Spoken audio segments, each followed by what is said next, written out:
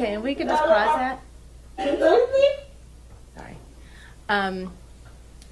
Ms. Moses, is this one of the videos that you took of Ms. Adams? Yes, it is. All right, and can you just describe where you are? We were in Shire's room there, and we were just goofing around, listening to music and dancing and stuff. What do you think? Did she tell you she was going to take any action? Yeah, she said she was going to sue him. For what? For the money that he owes her. And, like, she going to take it to the blog. She going to Take it to the block? Blogs. Got it. Yeah.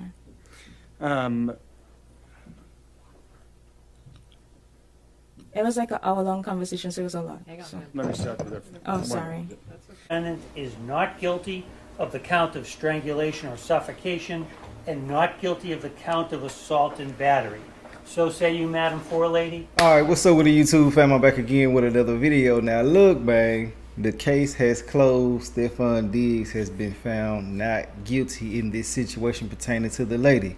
Stefon Diggs, sir, you've been found not guilty on the following charges: strangulation or suffocation and assault and battery.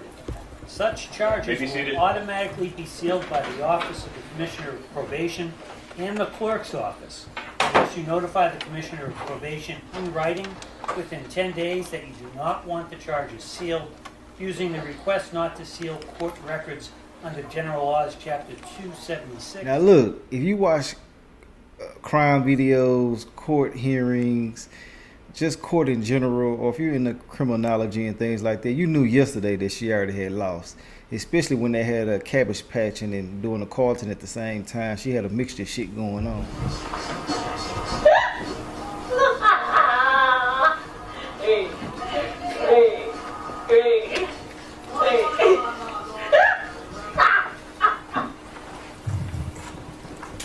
Ms. Adams, that was you on that video, correct? Yes. And Your Honor, I would move in stills as Exhibit 9 and 10. Those are stills from Exhibit. But yeah, I got the full video right here. It ain't got no breaks in between. You're gonna hear everybody who spoke today. They had a phone analyst, the police officer that took the statement, the hairstylist, his chief of operations of his whole situation that he got going on and shit like that. Now look, she lost bad, I ain't gonna lie. Now they probably try to appeal it or some shit. I don't know how that'll work in this type of situation, but they're saying that the case is closed and in a short amount of time the documents will be sealed.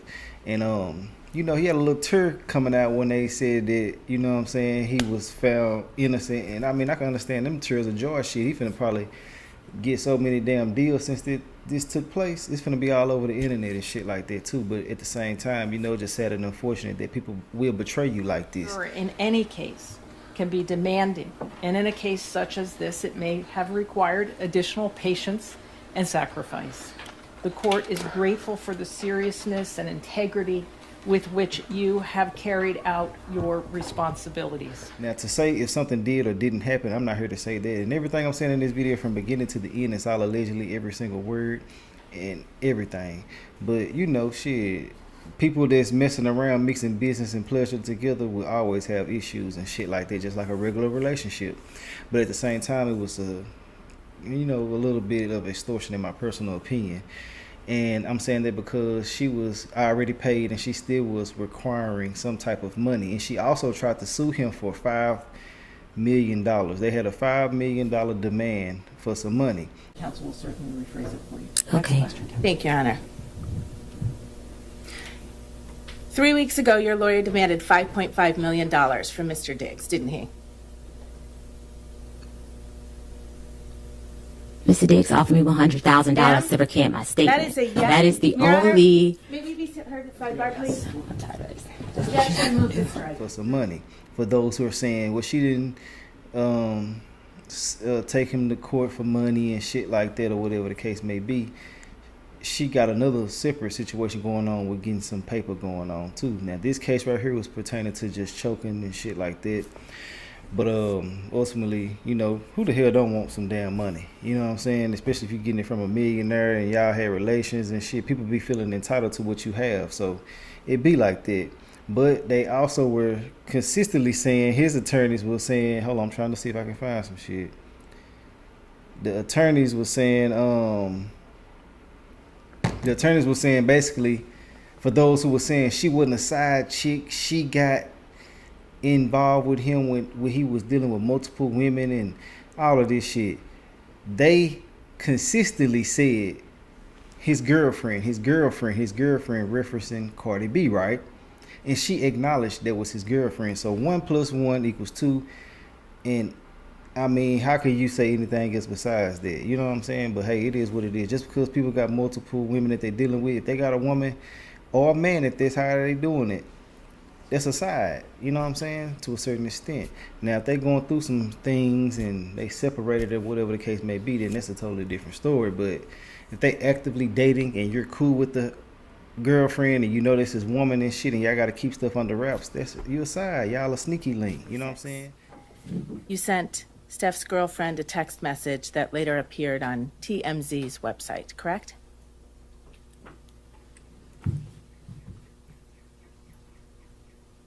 Yes. And in that text message, you told Steph's girlfriend that you were so sorry, but you couldn't talk to her, right? Yes. And you told Steph's girlfriend in that text message, I didn't say that, especially in the way it was written, Yes. right? And you were talking about the statement that you made to the Dedham police, right? It was a voicemail, and I didn't listen. I read the transcript, so I didn't know her voice. When you told Steph's girlfriend on January 1st, 2026... I don't understand the question. I'm sorry. So I don't haven't wanna finished my answer it. question. When you told Steph's girlfriend on January 1st, 2026, in a written text message, I didn't say that, you were referring to the statements that were reported in the press that you gave to the Dedham Police Department, correct? I don't understand your question. Did you or did you not write those words? I don't understand your question. Without further explaining. You can't testify under oath to this jury what you meant by the words you wrote to Steph's girlfriend on January 1st, 2026? But hey, it is what it is. People gonna try to mix it and fix it their own type of way because of whatever they trying to portray.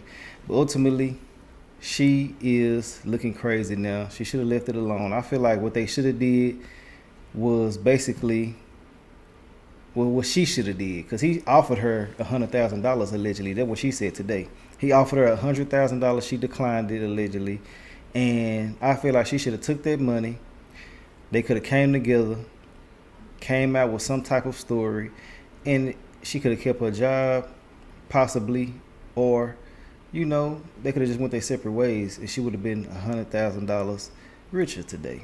But hey, it is what it is. Now she probably messed her business up, because if you go to somebody, a house and shit like that, causing problems, taking me to court and shit, I wouldn't hire you for shit. I ain't gonna lie, because you're a liability at this point. And true enough, he put himself in the predicament, messing with the lady and shit like that, allegedly. But you know, I feel like that now he gonna tighten up a little bit, because you gotta think, man, when you out here slanging that rusty tool and letting people put their cat on you and shit, and you know what I'm saying, y'all, you know what I'm talking about. It ain't gonna never end well. So it's best to just go ahead, tighten up, and just deal with who you deal with on an intimate level that's close, that you can trust. But to be out here messing with other women and shit that you met not too long ago and taking them serious and shit like that, I wouldn't do it. Take your time to vet these damn people. We be, you know what I'm saying, quick to move forward with people. And like I've been saying forever, man, you gotta sit back and kind of, you know what I'm saying, do your analyzation on folks that you're dealing with, fool. Real talk. You be sitting around and dealing with their ass, and then they'll show you a whole new character out the blue. You know what I'm saying? So yeah, it is what it is. But I don't see what I had to say. I don't talk enough about this shit. Her ass is out of there. She lost. She should have took the $100,000 and went on about her way. And somebody else was saying like $2,000 a week wasn't enough money. Bro, what the hell you talking about? $2,000 a week? You getting free room and board. You traveling, going to different states and shit. They driving Porsche shit. They were talking about that today. They driving Porsches and shit. You know what I'm saying? Like, they ain't got to pay no bills whatsoever, and you living there and shit. All you got to do is control your emotions and shit. Somebody said that $2,000 ain't enough to be a side chick to a millionaire. Man, you don't tighten your ass up. You probably out here messing with dudes for free. You know what I'm saying? Being somebody's side for free. But you getting $8,000. Then I forgot to mention that she said she get paid from $2,000 a week to $5,300 a week. I forgot to mention that. So yeah, that's a lot of damn money just to cook. And then y'all having sex, traveling the world. That's down to your man too. You know what I'm saying? I feel like shit. If you just cooking for me, and man, people crazy, bro. Y'all too rich for me. People who be talking like that don't even got no real money. But hey, it is what it is.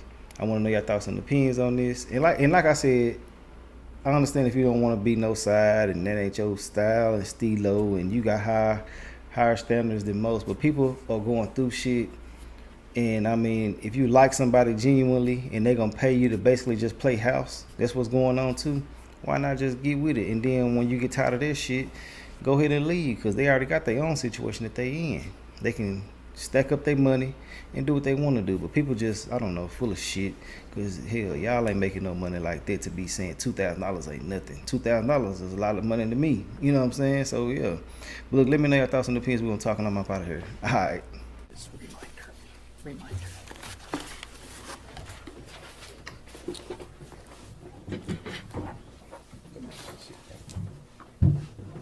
Good morning. Just a reminder that you're still under oath. Okay. And Ms. Adams, again, as of the same as yesterday, if you could do your best to keep your voice up, that is appreciated. Yes. Thank you. May I proceed, Your Honor? Yes, thank you. Thank you. Ms. Adams, on January 1st, 2026, you sent Steph's girlfriend a text message that later appeared on TMZ's website, correct?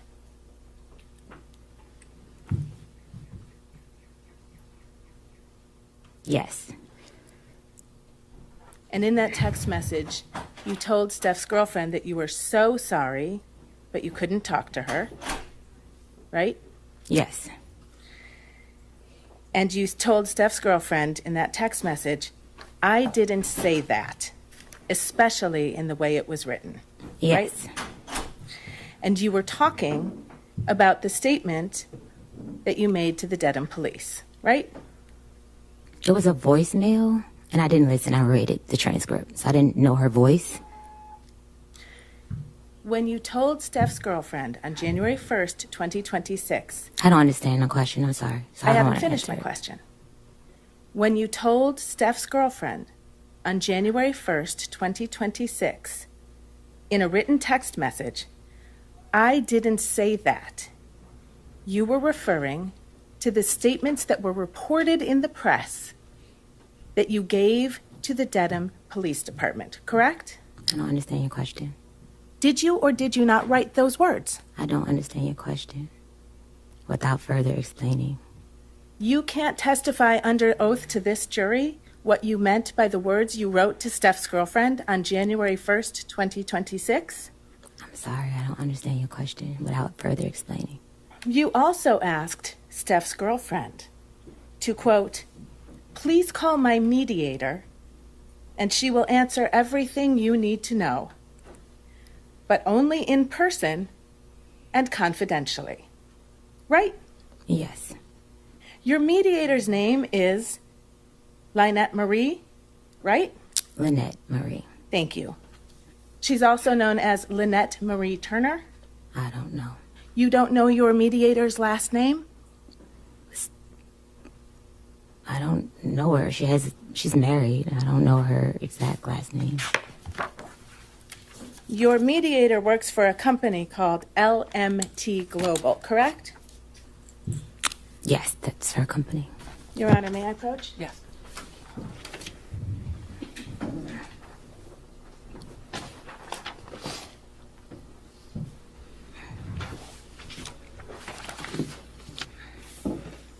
I'm showing you a corporate document from the state of Michigan.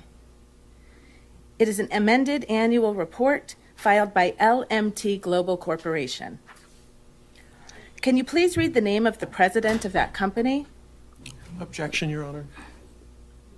Sidebar. Your mediator, Lynette Marie, issued a money demand to Stefon Diggs on December 29th, the day the criminal complaint in this case issued, right?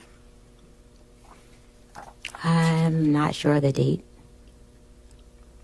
Well, may I approach, Your Honor? Yes.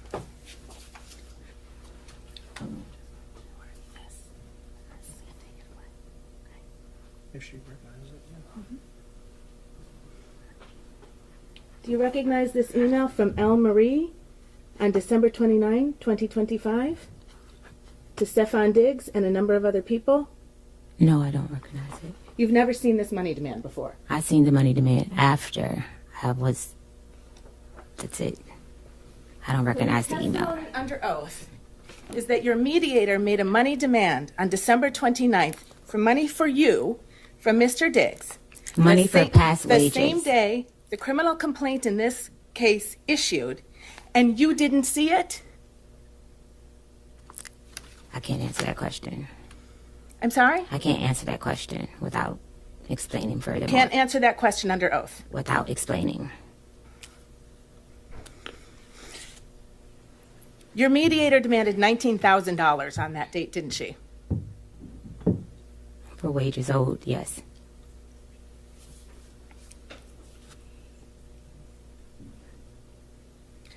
Your Honor, I move to strike that. Overruled. Answer stands. Sorry? Answer stands. Thank you, Your Honor. You've made another money demand in this case, haven't you?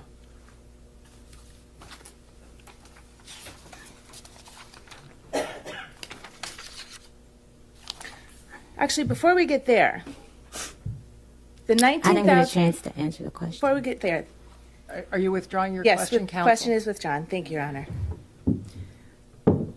After a money demand for $19,000 was provided to Stefon Diggs, on February 13th, you issued a public statement, didn't you? Yes. And in that public statement, you said, I have never sought money to settle this matter, right? I haven't. And by the middle of April, you had hired a lawyer to represent you, right? For workers' comp. That's a yes or no question, ma'am. Yes, for workers' comp. Your Honor, may the witness be instructed to please answer the questions posed. Witness answered your question. All right. And for workers' comp, the lawyer you hired, is she sitting in this room right now? Yes. And she helped you prepare for your testimony in this case, right? She came to support me. She came to the meeting with the Commonwealth's lawyer to help prepare you for your testimony in this case, correct? I don't know how to answer that question. You can't answer that question under oath, ma'am? No, You met with the prosecutor last Thursday, right? With your lawyer, I right? was told to have a lawyer because you guys asked me to plead the fifth on some things. So I was instructed to have my lawyer come. So your testimony under oath is that the Commonwealth's attorney instructed you to bring your private lawyer? Or a lawyer that you guys offered a lawyer. So I brought my private lawyer. I'm sorry, when you say you guys, do you mean me, defense counsel for Mr. Diggs? Yes. Is your testimony under oath that I had some role in your preparation session with the district attorney's office to prepare you for your testimony in this case? I was told that the defense said I needed to have a lawyer, or they were going to provide a lawyer, something in that context, about pleading the fifth about messages. So I brought my lawyer, which was when I walked to the side of the judge yesterday. Your personal lawyer is here today, correct? My workers' comp. She's with the law firm of Boston Law. That's a law firm here in Dorchester, Massachusetts. Ma'am, I think that was, I apologize, but you do need to keep your voice up. I don't know if you answered. Okay. Thank you. Yes. Thank you.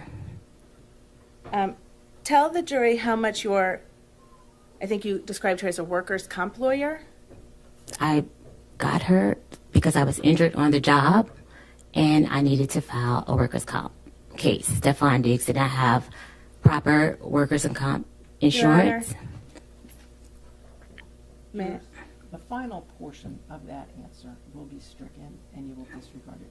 Ms. Adams, if you could just listen to the question, answer the question, and if you need it rephrased, counsel will certainly rephrase it for you. Next Okay. question, Counsel. Thank you, Your Honor. 3 weeks ago, your lawyer demanded $5.5 million from Mr. Diggs, didn't he? Mr. Diggs offered me $100,000 Ma'am? to recant my statement. That is a yes. That is the Your Honor, only. Maybe be heard at sidebar, please. Objection moved and strike, and it's the following. You may not consider anything you heard that was stricken from the record. When an answer is stricken from the record, it does not exist.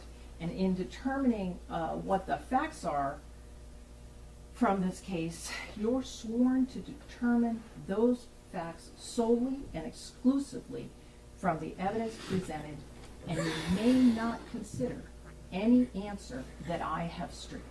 All right? All right, thank you. Proceed, Your Honor. You may proceed. Thank you, counsel. Ms. Adams, 3 weeks ago, your lawyer demanded $5.5 million from Stefon Diggs, correct?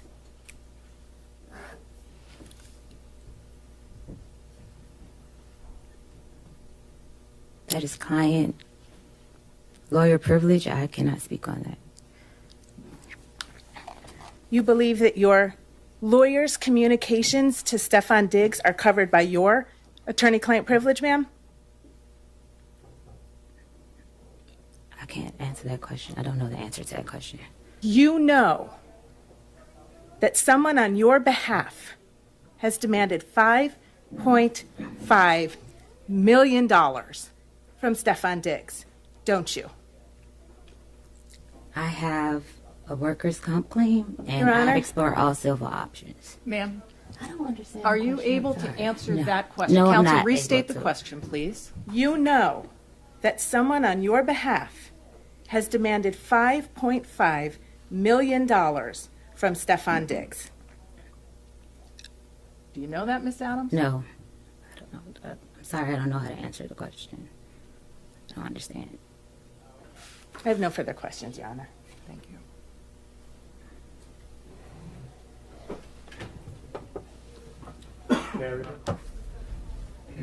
Good morning. Good morning. Yesterday, defense counsel showed you a form about that you filled out to the police, Yes. and they made a point that you the hand but not the forearm and elbow. May I approach?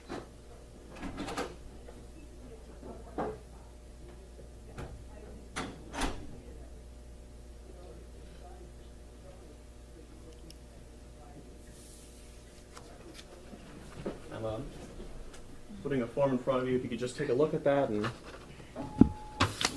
look up, recognize it, Yes.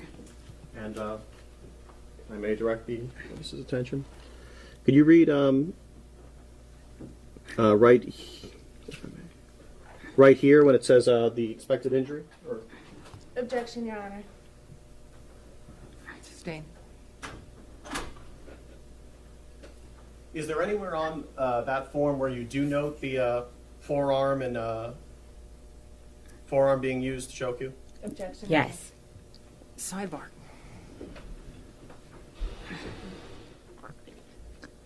Do you have still a binder in front of you? Yes. Do you mind opening to section 3 and to the pages ending in 114?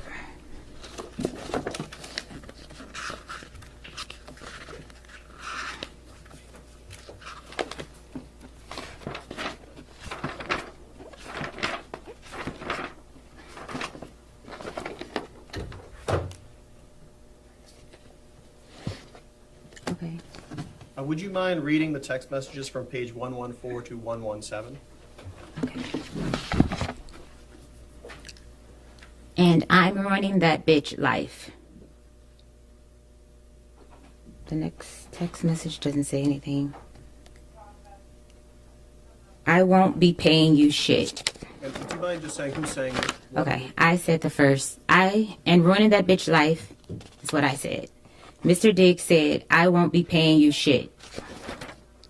Fuck, I look like paying you and paying another chef. Is you high, bitch? Who the fuck give you money for your business? Who the fuck gotta give you money for your business? I don't gotta do a motherfucking thing. And you can get whoever you want. You got my address. Tell them to come take the money then. Fuck you talking about. I said bet. Pussy. I said pussy. Show me I'm pussy.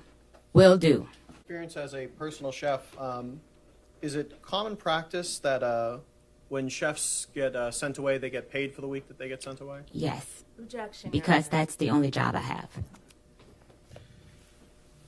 And I know on cross it came out that you made a public statement where you said, I have never sought money to settle this case. When you said this case, was that referring to the criminal case? Or? Yes. Thank you. No further questions. Very briefly, Your Honor, if I may. Go ahead.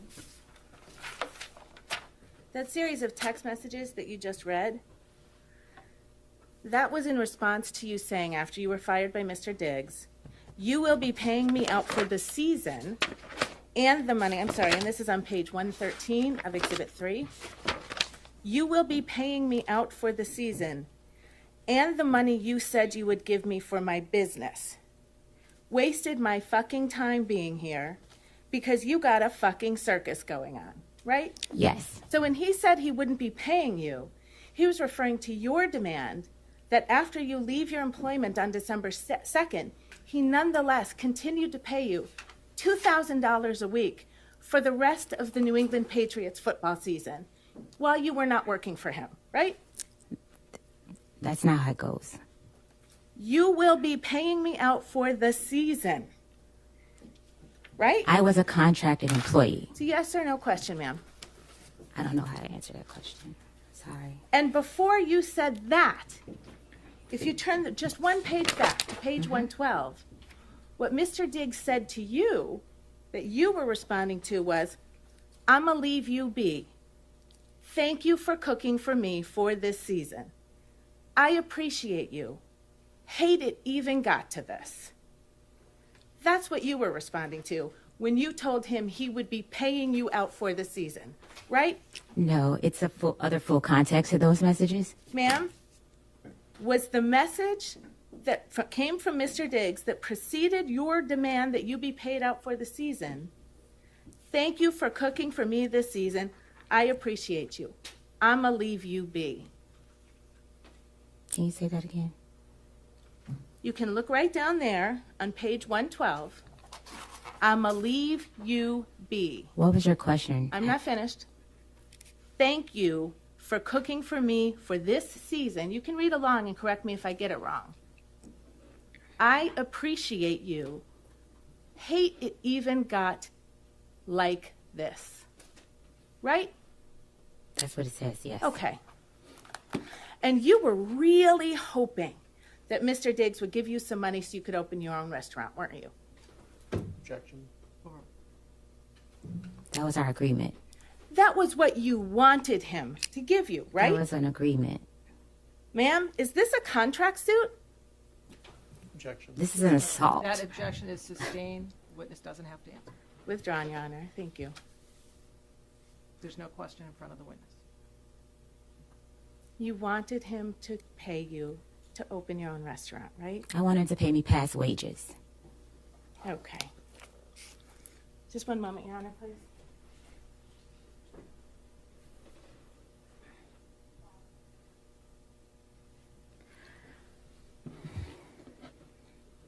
No further questions, Your Honor. Thank you. Anything else? No redirect, Your Honor. All right. Thank you, ma'am. You may step down. Commonwealth calls Kenneth Ellis of the Devon Police.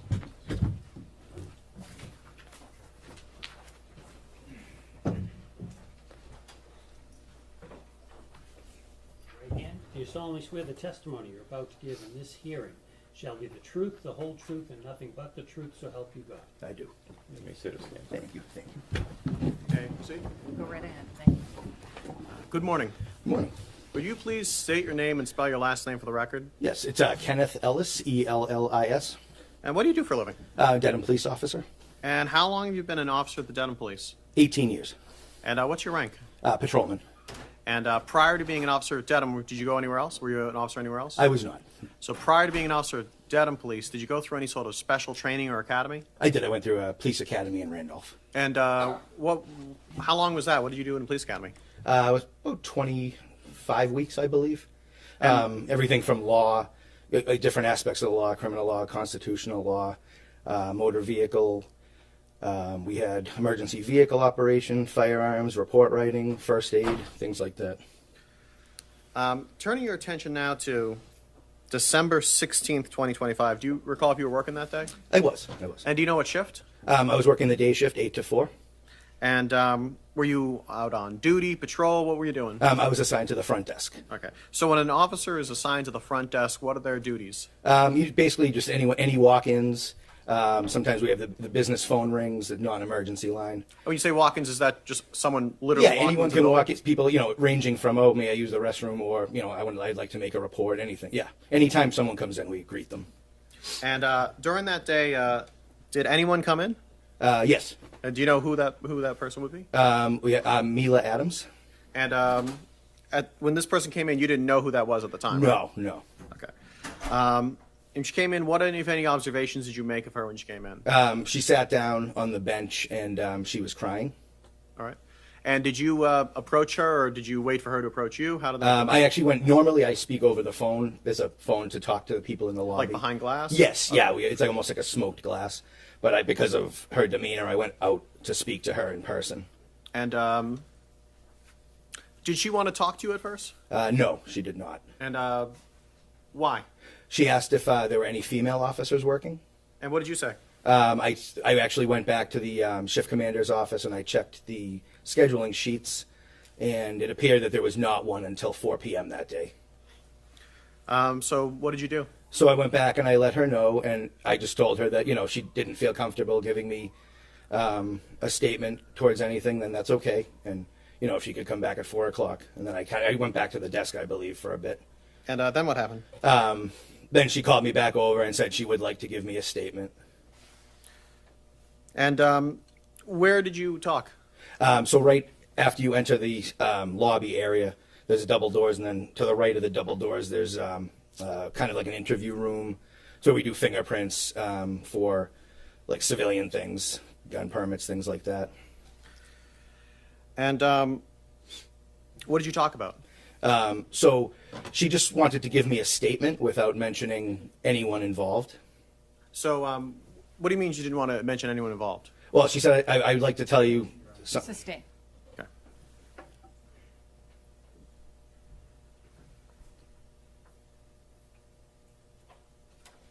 But eventually, did you come to learn the identity of the person that she was talking there Yes, about? And I did. Who was that person? She identified him as Stefon Diggs.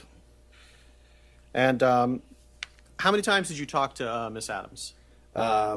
Just that time in person, and then I believe there was multiple emails, and then it was probably 2 more times on the phone, maybe 3. I want to draw your attention to the binder in front of you. Sure. Do you mind looking at that first, flip the page to that first one, that first tab? There's something in front of you. This is what was previously marked as Exhibit 1. Do you recognize what this is? Yes, that was. Those were screenshots of text messages that she forwarded me. So those are the messages that she provided you, right? Yes. Yep. That one page, yes. At the conclusion of all your communications with her, what did you do?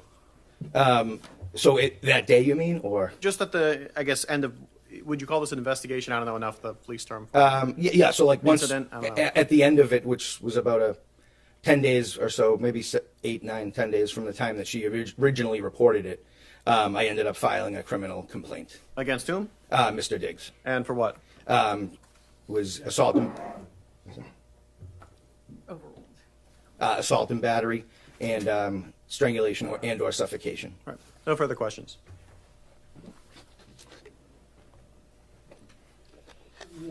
Good morning, sir.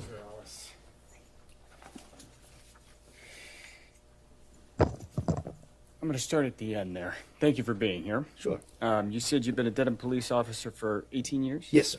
You just told us a little bit about the investigation, I think is what the DA just described it as. Is that correct? Yeah, I mean, essentially. Yeah, and so that involved what you just said. You took a statement from Miss Adams, you exchanged emails, you got a couple phone calls from her, and then you got a voicemail from her asking you to go to court, correct? Yes, correct. Okay. And then that's what you did. I did contact a phone number of Mr. Diggs twice, left voicemails, and was not able to speak to him. That phone number, you don't know that that's his, correct? You didn't speak to anybody.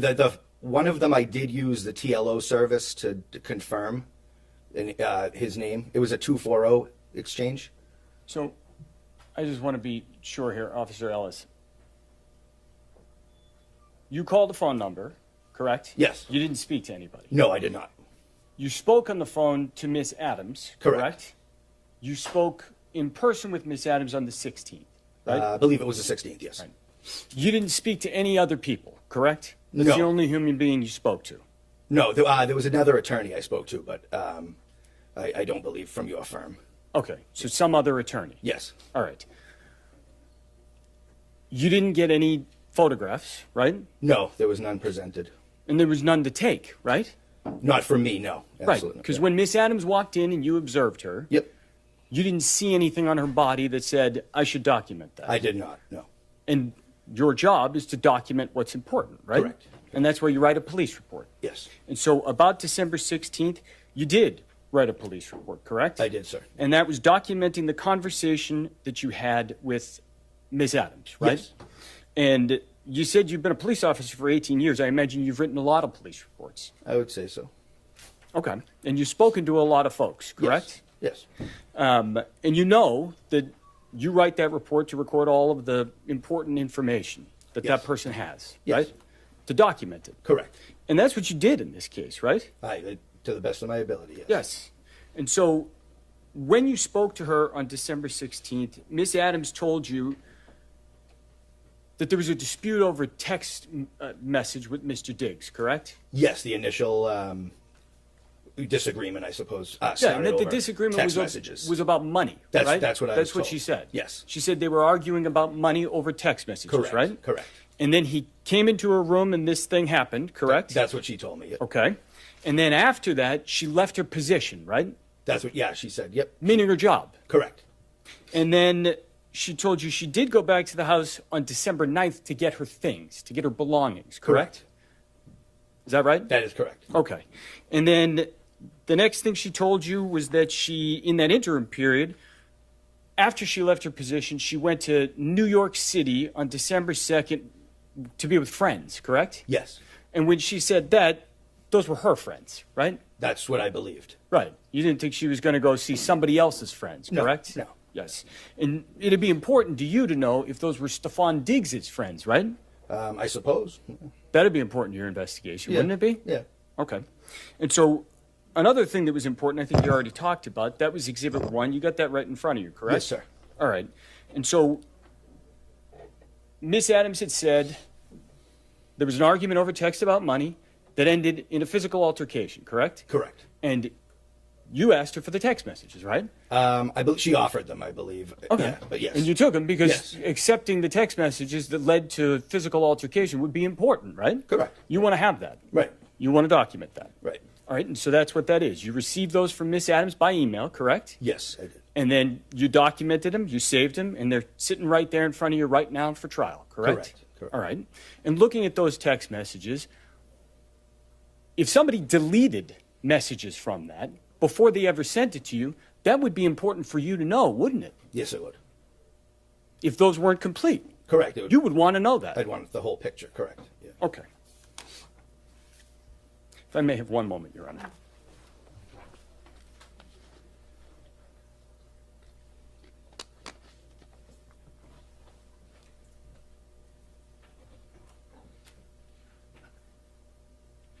I have no further questions. Thank you. No redirect, Commonwealth rests.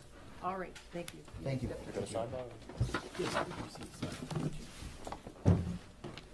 Please raise your right hand. Do you solemnly swear the testimony you're about to give in this hearing shall be the truth, the whole truth, and nothing but the truth, so help you God? I do. You may sit aside.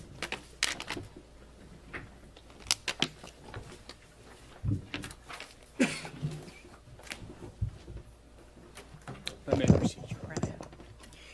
Morning, sir. Good morning. Could you please state your name for the record and spell your last name for the jury? Yes, my name is Michael Perry, last name Perry. What do you do for a living, sir? I do digital forensics for a company called Level Blue. Okay. And how long have you worked for that company in that role? Essentially 15 years through a number of acquisitions. Level Blue recently acquired Strauss Friedberg, who I worked for a number of years. All right. So you've been in your position for a number of years, essentially with the same company. The name has changed at the top of the header. Is that fair to say? That is. All right. Prior to that, what kind of experience did you have? Your Honor, Commonwealth would stipulate that this witness's credentials. All right, thank you. I'll I'm leave it gonna- to your discretion. Move along. Thank you. So just quickly, prior, what was your experience to working for the company that ended up becoming Level Blue? I worked for Strauss Friedberg. Prior to that, Aon. Then Aon acquired Strauss Friedberg. Strauss Friedberg acquired Elysium Digital. So that was kind of the progression. But I held the same position. Okay. And before that, did you work as an investigator of any kind? I did. I worked for the Plymouth County Sheriff's Department as a digital evidence analyst. How long did you do that? It was about 5 years. Okay. So my math is correct, you've been analyzing digital evidence for about 20 years then? That's right. And you have to undergo certain kinds of specialized training on how to do that? Yes. And I imagine if technology is developing, you have to kind of get retrained on that fairly often. Is that fair to say? That is fair to say. Right. Do you have any experience in dealing with digital data with regard to iPhones? I do. All right. And can you just describe kind of when we're talking about digital data from a phone, what does that mean? What does that look like? Digital data from a phone is, data stored on the phone is extracted out. So I have special tools, forensic tools, that I use to connect to the phone, pull all the data that I can from it, and then I load it into some applications to look at the data and find out what data is stored there. And, I can put together reports of data that might be relevant to a case. Okay. And so when you say data, what does that mean? So for a phone, it would include the things that you would use your phone for. History of phone calls, text messages, pictures that you take with the phone, maybe some internet browsing. Right. So when a user does all those things on a phone, is there kind of information recorded inside the phone tracking the user's movements? It can, yeah. Whatever the user does with the phone typically is stored on the phone. Understood. I'm going to ask you to take a look at the binder in front of you, Mr. Perry. I'm going to ask you to turn to, I believe it's marked C.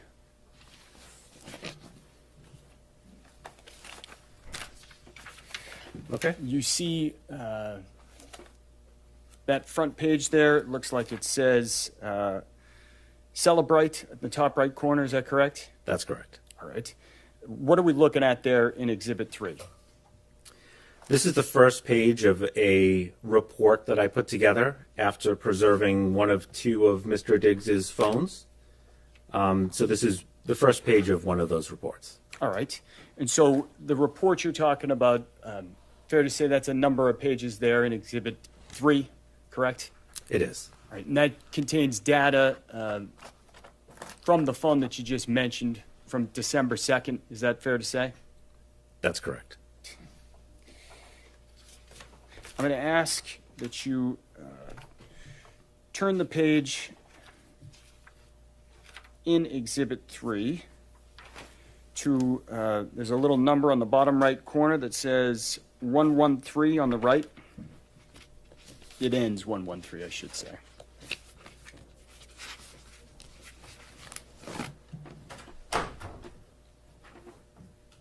Okay. All right, so I want to kind of direct your attention here to the two messages in the middle of the page. The first begins, you will be paying me out for the season and the money you said you would give me for my business. It continues. Do you see that kind of blue bubble that we're looking at there? I do. Right. What are we seeing on the page here of the report when you see the blue bubble on the left and the green bubble on the right? So this is an exchange of messages from the two parties. And you might think like, oh, I know blue bubbles and green.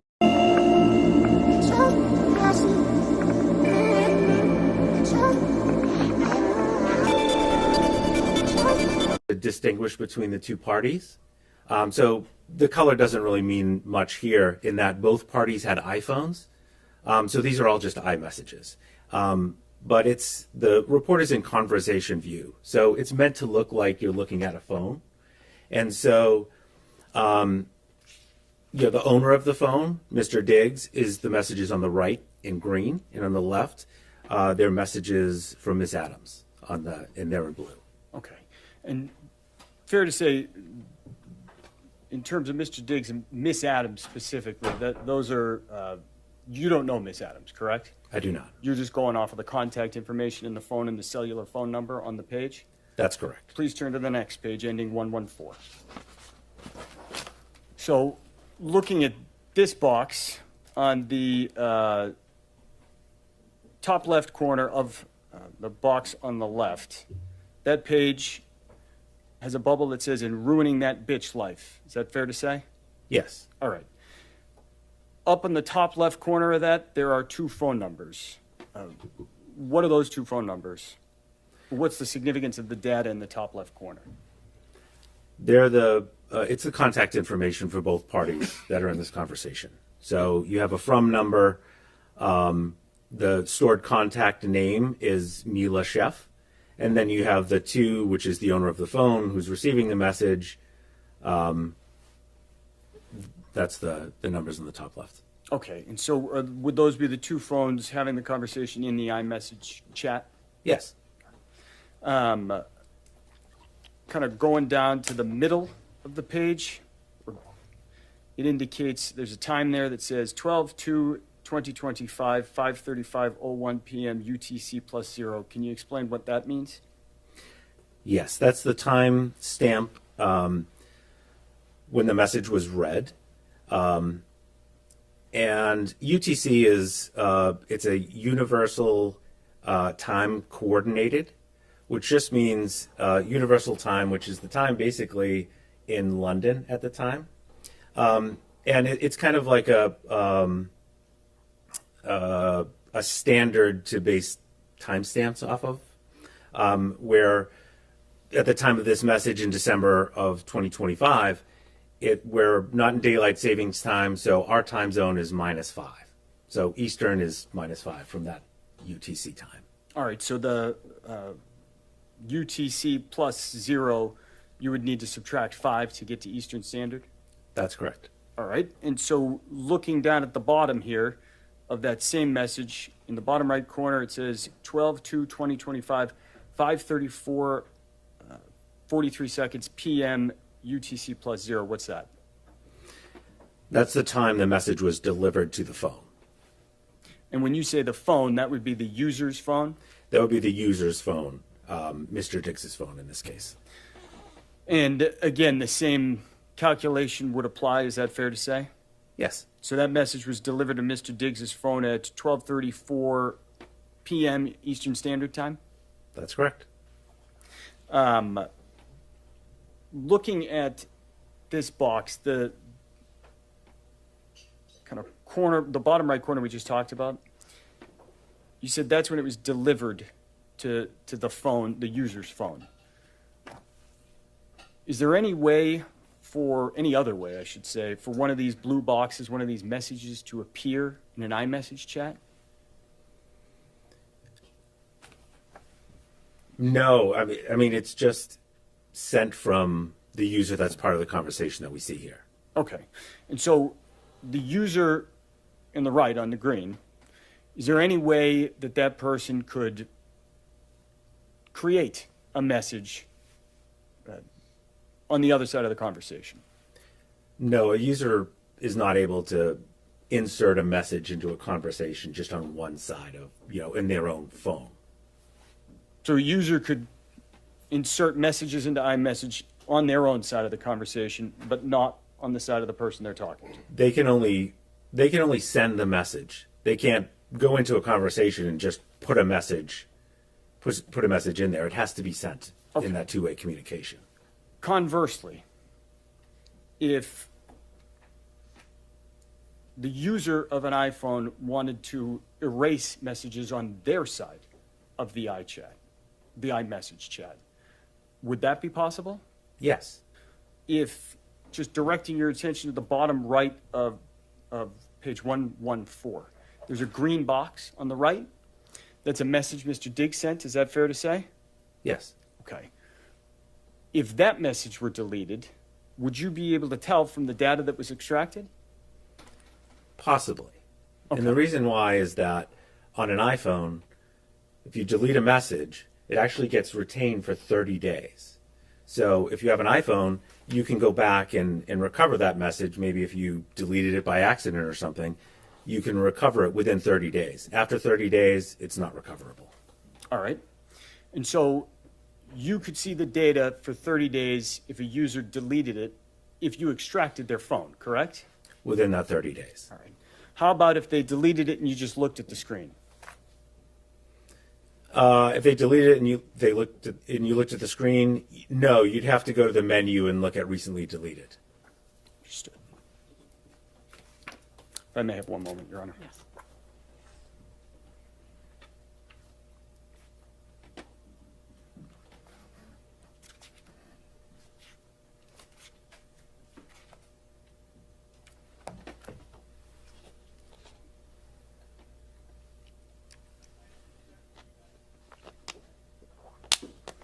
Just a few more questions, Judge. Apologies. I'm going to ask you, Mr. Perry, to turn to Exhibit 4. That's marked D. And I only got a couple questions for you on this. So I'm going to ask you to turn to the page that is marked 182, the bottom right corner.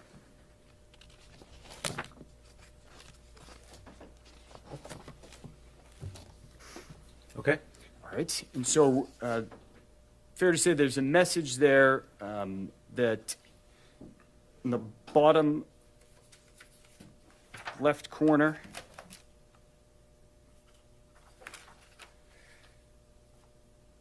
says, reacted to, all good. You know, I try not to make things bigger than what they are. You got your own life and things you deal with. Is that fair to say? Yes. Okay. So going to the time in the bottom right corner of that message, it says 12/11/2025, 8:37, 21 seconds a.m. UTC -5. Can you explain what that means time-wise? Yes. So this is UTC -5, which means it's Eastern time because it's in December. So it's Eastern time zone. And what that means is for this report, after I preserve the phone, I load it into the application, my forensic application, and it parses the data that I extracted from the phone, and it recognizes that it looks like this phone is in Eastern time zone. Would you like me to translate the timestamps into that? And for this one, I hit yes, and so it's giving us a timestamp that's translated to Eastern time where the phone was used. The other report, I must have hit no for that, and it was just UTC. Okay. And so Exhibit 3, there is no conversion in the actual report, and Exhibit 4 there is for the time. Is that correct? That's correct. I don't have any other questions. Thank you, Your Honor. Commonwealth, any questions? Good morning. Good morning. For the Exhibit 3, this extraction, when did you perform this extraction? This extraction was April 13th, I believe it was. And Exhibit 4, when did you perform that extraction? I believe that was the next day. So is that these text messages were sent in December? December of 2025. So the extraction report you did in April was beyond the 30 days, right? That's correct. So if someone had deleted messages from this, you wouldn't be able to tell. Not from looking at this phone, no. All right. Nothing further. Anything further? No. Thank you, sir. You may step down. Thank you, Your Honor. Please raise your right hand. Do you solemnly swear the testimony you're about to give in this hearing shall be the truth, the whole truth, and nothing but the truth, so help you God? Yes, I do. You may sit or stand, whatever you feel comfortable.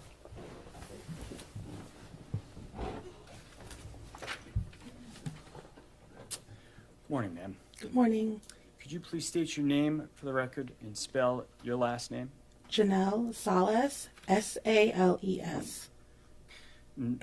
Where are you from? Maryland. What do you do for a living, Miss Salas? I am the chief of staff to Mr. Diggs. You say Mr. Diggs, is that Stefon Diggs? Correct. How long have you been Mr. Diggs' chief of staff? Since July 2023. What are your responsibilities? What do you do day to day as his chief of staff? I manage all the moving parts. It also varies between during the season or off season, calendar management, vendor management, and I'm pretty much the liaison between his marketing and talent agency. If I need to speak to finance, anything that comes up with his agent, anything personal, family related. Sounds like quite a bit there. Okay. You said it varies by whether it's in the off season or the season. What does that mean? So during the season, the calendar is pretty much structured for about 20 weeks, depending how long it goes, from camp all the way until the end of the season. So there's a strict schedule day to day, pretty much from 7 to 6 p.m. And then off season, it varies between training, traveling, and other business commitments. Okay. And so you've been saying season and off season. Fair to say Mr. Diggs is a professional football player? Correct. Right. And so that would be the football season? Correct. You said that in the off season, in the regular season, there is kind of schedules that you have to liaise with the team on, correct? Correct. Right. In the off season, it's more a schedule that you and Mr. Diggs can set then? Correct. When is the football season? What time of year? Preseason, I would say July. So that's when we start preparing for camp. And then it starts, the actual NFL preseason is August. And then the official NFL season begins in September. Okay. And when does it end? If you go all the way through, January and February. All right. So December is during the season. NFL season? Regular season. Regular season. Mm-hmm. Among the things I think you just mentioned that you have to kind of arrange is living arrangements, places to live. Correct. Right. And have you lived in different places, or have Correct. you helped kind of secure Yes. housing over different places? Yes. And where's that been the last few years? When I first started with him, it was between Buffalo, Houston, Miami, and then as of the past season, Dedham, Massachusetts. All right. How did that house in Dedham, Massachusetts come to be the place where Mr. Diggs lived? I got connected with a realtor through a mutual business associate, and he found this open home for rent because the goal is to rent a home. And so they found this space, and we looked at it. We did the walkthrough, and it was pretty much the only one that was really available in the area because it was super limited, and it fit Let the me needs. just stop you there. I'm sorry. Okay. So you were involved essentially in setting up that house? Correct. All right. I want to talk to you for a moment as well about other employees, contractors, those types of things. Okay. Are you involved at all in hiring or kind of arranging different services? Yes. Right. And so what would those be, generally speaking? During the season, it would be his wellness and maintenance schedule. So it's massage therapists, nurses for his IV therapy, hair, nails, esthetician, just pretty much did regular maintenance on his body to just keep him going throughout the season. Okay. And in terms of any other employees, have you had to try to, arrange for flights, Yes, drivers? correct. What about a chef? This past one, we were just familiar. He was friends with her. All right, let me go back before. Have you hired chefs before in the Correct. past? Yes, I have. All right. Yes. In terms of just kind of the process of hiring drivers, chefs, masseuses, anybody else, is there a normal process for engaging someone for their services? We vet them out. I typically have I ask someone that was already a trusted resource, and I vet them out through them. We get paperwork. We come to agreements to terms. Sometimes they have a contract. Sometimes they don't. Sometimes they have an NDA. Sometimes they don't. It really is dependent on the relationship, and also, especially if they're new, they get the full-on package, basically. NDA, All the paperwork you just W-9, described. correct. Okay. So you mentioned you didn't have paperwork for the most recent chef. Is that fair to say? Correct. And what's that person's name? Mila Do you know Mila's last name? Adams, All right. When did Mila Adams start working as the chef? July of 2025.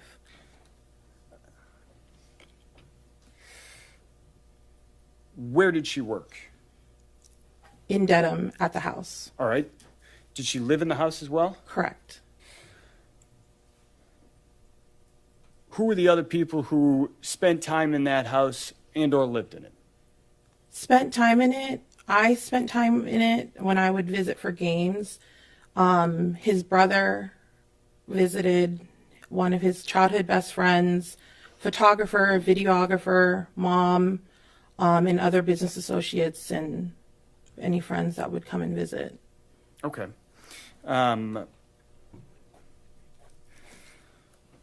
Were there kind of permanent or assigned bedrooms in that house?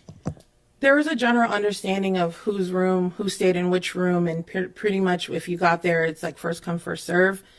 So there was only just 2 assigned rooms. All right. Did Mr. Diggs have an assigned room? Correct, he did. And where was that house? It was the main primary bedroom. When you walk upstairs, there's the first immediate bedroom. There's a landing and a laundry room, and it's the first immediate bedroom to your right.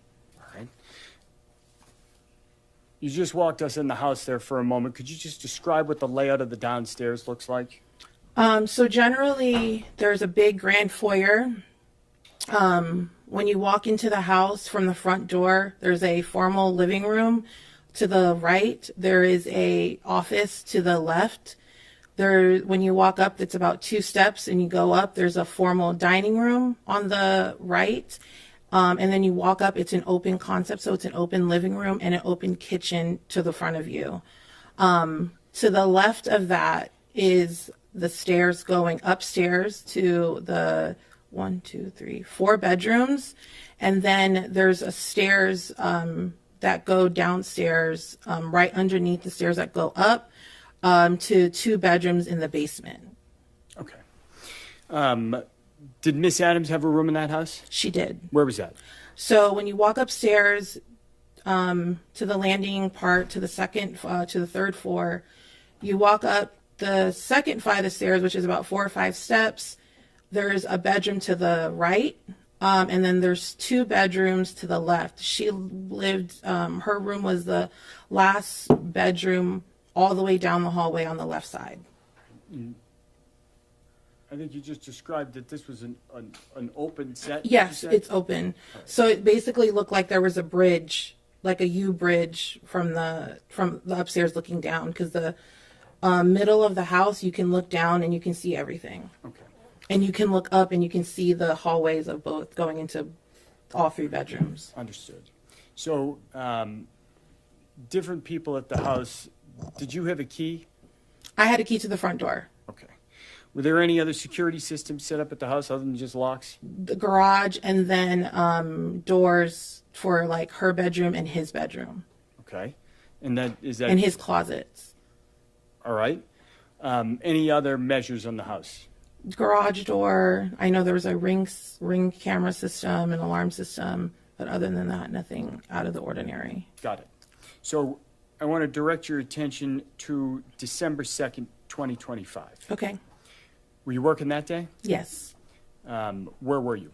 I was at the house. It was the day after the Monday night football game, and I had a hair appointment because we were getting ready to leave for a trip.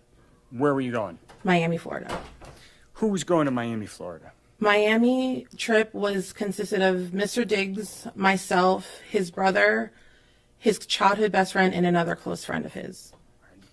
Who had made the arrangements to get that group of people to Miami? Me.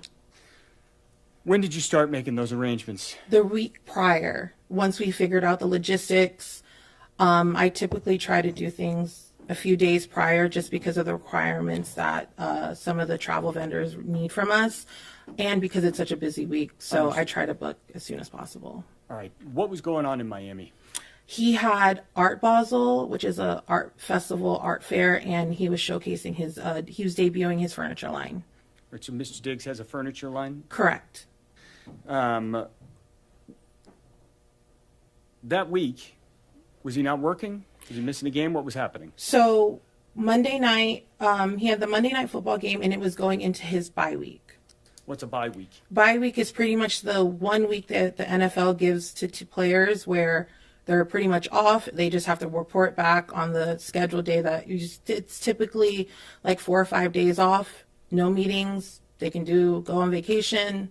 They come back that Monday. All right. Regular scheduled programming. And the plan was to go to the Art Basel, is what it was Correct. called? Correct, yes. In Miami during the bye week. Yes. Anything else going on in Miami? We were also celebrating his birthday, What day is his birthday? November 29th. Right. So his birthday had already come and gone, correct? Yes. All right. And was there a birthday party that week? There were at his house or in Miami? In Miami, I mean. In Miami, correct, there was. You mentioned that there was a game the night before. What time's a Monday night game start, if you know? 8 o'clock. 8 o'clock p.m.? So you know when it ends? Probably midnight, and we probably didn't get out of there until like 2 a.m. Got it. Maybe 1 a.m., 2 a.m. So that morning you said you were getting a hair appointment? Mm-hmm. Where was that? It was at the Dry Bar in Chestnut Hill, and my appointment was at 10 a.m. How did you get there? I drove. Do you have a car? No, Whose car did you drive? I drove Mr. Diggs' car. Got it. And how long did that take you to get to the hair appointment, if you remember? About 30, 35 minutes because of traffic and the weather. You mentioned that there was a Ring video system. Mm-hmm. I'm going to ask you to take a look at a video that is on Exhibit 11.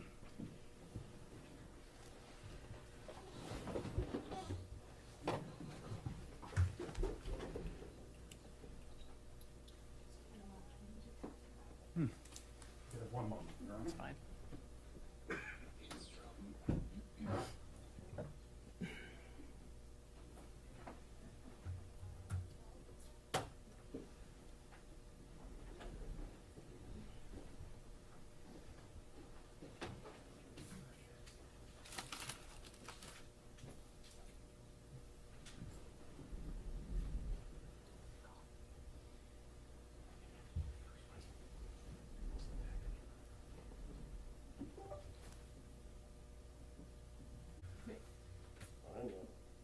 All right, let's do this. Let's give you a second and everyone, oh, wait, here we go. Here we go.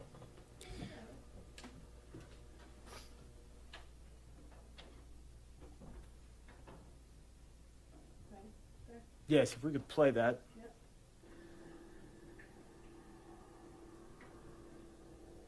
And for the record, that's a video ending in the number 602. Do you recognize what we just saw there? Yes, that's Mr. Diggs' Maybach. Okay. And what's happening that He left for work. Where were you? I was in the car, probably waiting to leave and warming up the car to go. Okay.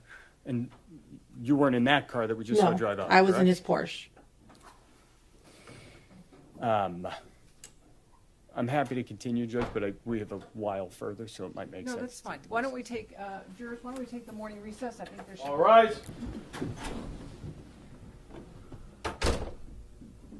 This honorable court is back in session. You may be seated. I may resume, Your Honor? Yes. Thank you. Ms. Salas, we just watched a video off of Exhibit 11, and I think you said that was Mr. Diggs going to work? Correct. What kind of car was that? A Maybach. Okay. You said you were in a Porsche warming the car up? Correct.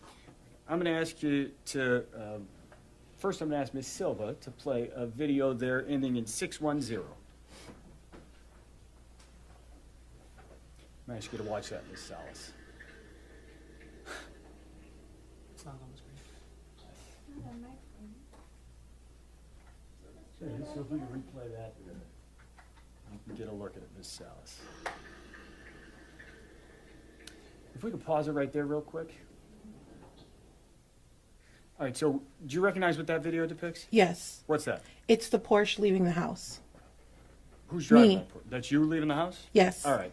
And if I could direct your attention here, the time on the exhibit is 9:26 Eastern Standard Time on December 2nd, 2025. Correct. Does that sound about right for when you left the house that morning? Yes. Because my appointment is at 10 a.m. Okay. So looking at that image, can you tell us, kind of just orient us on what we're looking at there? The car, so that's the front of the house, and there's a long driveway that goes towards the back of the house to a 3-car garage and a driveway where you can probably fit maybe 2 or 3 more cars in the actual plot in front of the garage. All right. Is there a way to enter the house through the garage? Yes, there's an entry door going straight into the grand foyer of the house. There's the basement entry, stairwell, a powder room on the right, the entry stairwell to the basement to the left, and when you walk straight, there's a grand foyer. In front of you is the dining room, and then the formal living room, and then to the left is the living room and the kitchen. Okay. And the stairwell going up to the 3rd floor. Going upstairs. Yes. All right. And so did you go through the garage to drive that Porsche out that morning? Yes. Do you remember getting back to the house? Yes. Do you remember what time that was? It was in the afternoon after I had ran my errands from my hair appointment. Okay. What I would ask is if Miss Silva could play a video with the last 3 numbers, 637, off of that same exhibit, Exhibit 11.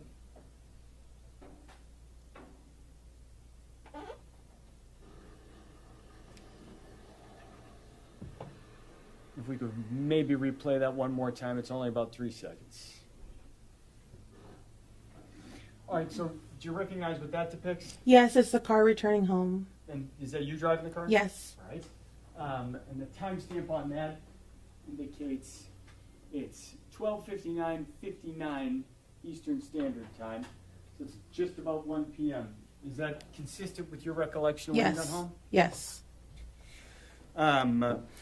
What were you doing that day after you got your hair done? I was coordinating our travels because I was getting updates from the airport regarding the change of airports, change of planes, and trying to just get everybody together Okay. to be ready to leave by the end of the night. So you were working. Correct. And was there an area where you worked in the house? In the kitchen, in the small little dining table, like in between the kitchen and the living room.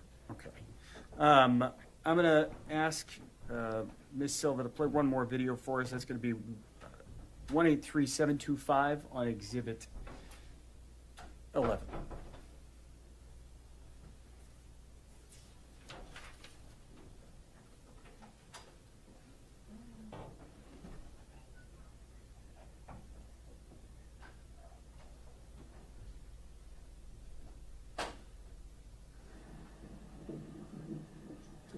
If we could try to replay that one more time as well.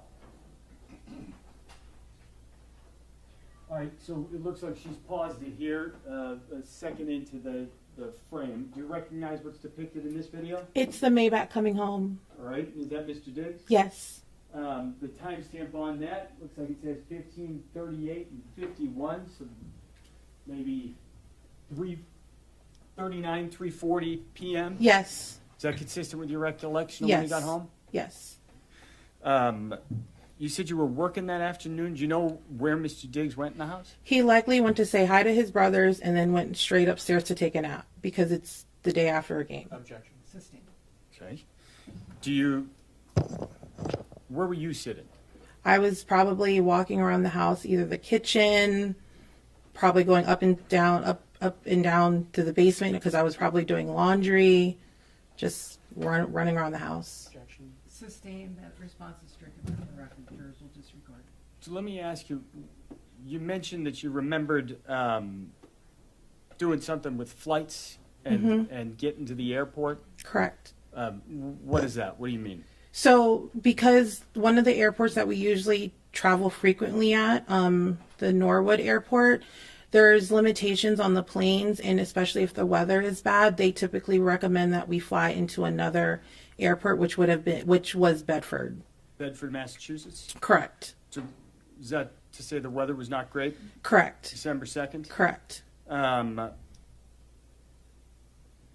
day, when you're making these phone calls, sending emails, doing whatever work you're doing to coordinate, you said you were downstairs. Did you see anybody else walking around downstairs during that afternoon? Mila was there, his brother was there, and his childhood best friend, and another friend was also arriving in, who had flown in to go to Miami with us. Okay.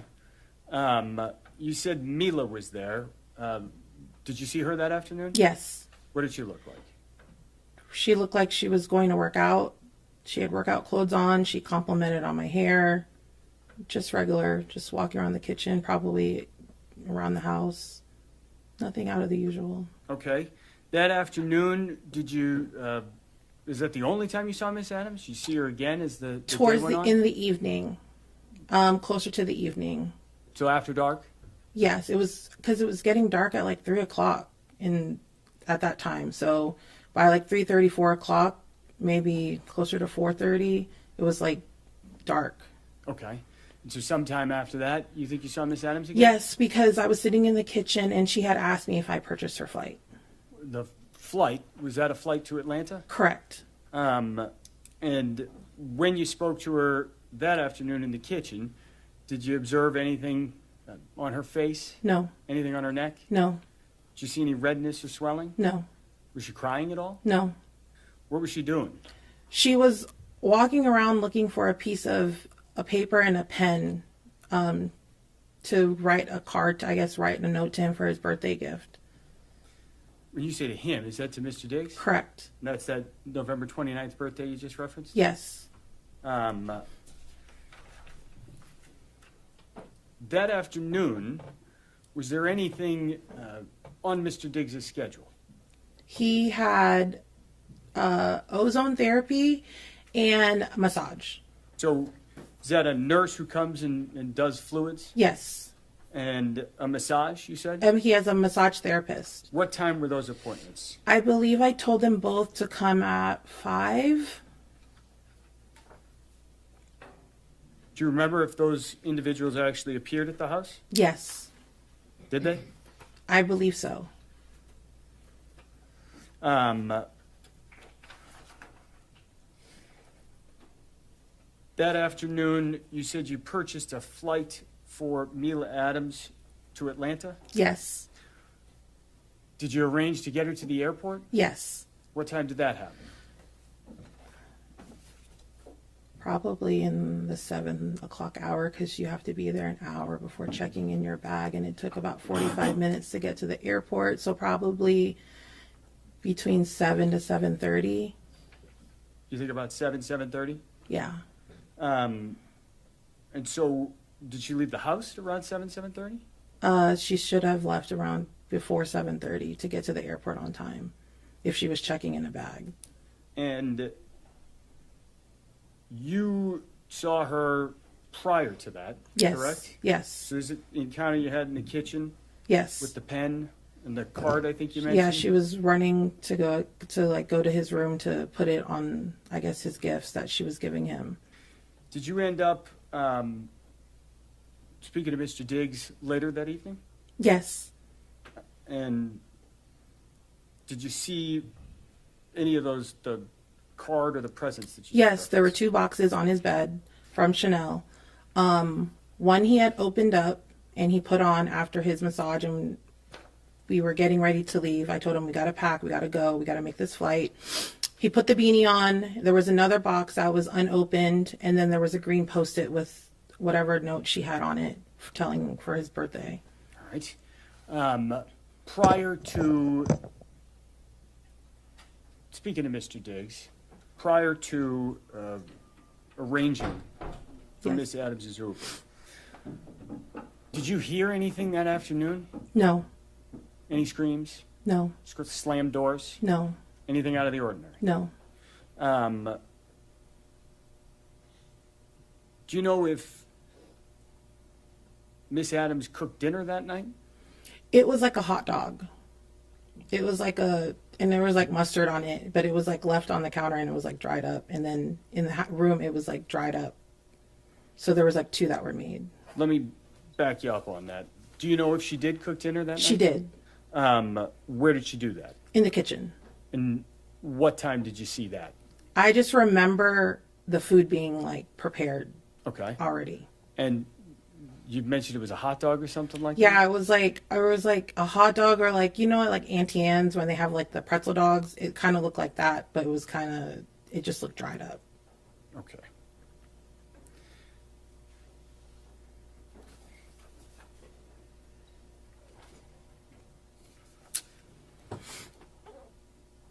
That night, did you all leave for Miami? Yes. If I may have one moment.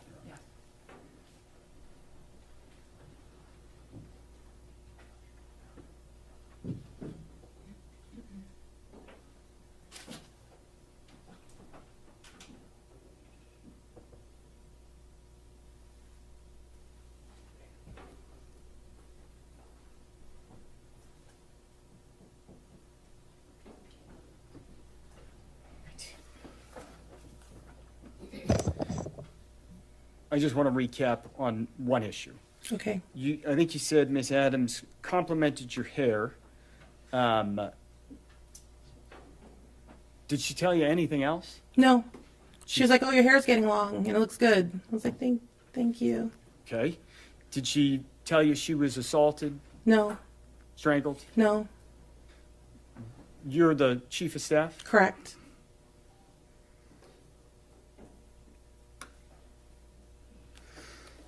I have no further questions. I'm over here. Thank you. Good morning. And is it Sunny? Yes, that's my nickname. And that's is that SUNNYNIE? Is it? SUNNY and then SUNNI. Okay, so both ways. Yes. Okay. So, right now you are the chief of staff. Is that right? Correct. And how long have you been Mr. Diggs' chief of staff? Since July 2023. And prior to that, what was your position? I manage his household, but it was part-time Where? in how long- Maryland. And how long did you do that? September 2022 up until July 2023. And prior to working for Mr. Diggs, what did you do? I have been an independent consultant. I have been a project manager, event producer, and I consulted for companies for almost at that time, since 2017. And right now, how much do you get paid by Mr. Diggs? I would say between 90 to 100,000 a year. And when you were, what was the term of the previous job? The house manager? Yes. Oh, how much did you get paid when you did that? I was on retainer for $5,000 a month. And you mentioned you went to Art Basel? Correct. And how long was that? That was we got there Tuesday evening up until the events were all the way through the weekend that Sunday. And what kind of events were there? There was a showcase of his furniture line, his birthday party, just, showcasing his new furniture line. But so, and you went to these events? Yes. Did you have to pay for any of these events? No. Like physically? Like my own money? Yeah. No. And did you have food there? Yes. Did you have to pay for your food? Not with my own money. So. With my company card. Okay. So. Yes. Thank you. You mentioned driving one of his cars. What car was that? It was his Porsche. Is it a nice car? Yes. How often do you drive that one? If I need to go run errands, if I need to do something, I will use the car as an insured driver. And when you say run errands, is that personal errands or errands for Mr. Diggs? Both. Okay. How often do you go on trips with the staff?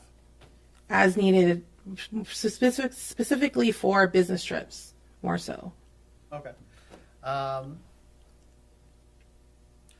December 2nd, you were at least at some point in the house, right? Correct. And you saw Ms. Adams? Yes. So she was there in the house? Yes. And you saw Mr. Diggs? Yes. So he was there in the house? Yes. Did you, was there any time that day where were you following Mr. Diggs the whole time? No. Were you following Ms. Adams the whole time? No. So there a time when both of them were outside of your range of being able to see and Yes. hear? Have you been to Ms. Adams' room before? Not all the way inside, but I knew which room she was in. So you had not been inside that room before? Not when she occupied it, but when we did the walkthrough, I was. Okay, so when you were first looking at the house? Yes. But that day you were not in that room? No. Okay, so whatever could have happened in that room, you were unaware of anything that could have happened in that room? Correct. Your Honor. Sustained in that form.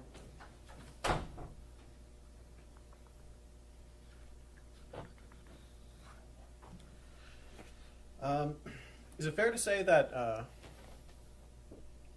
you have a financial interest in Mr. Diggs doing well? What does that mean? If he does well, do you do well? I think we collectively do well.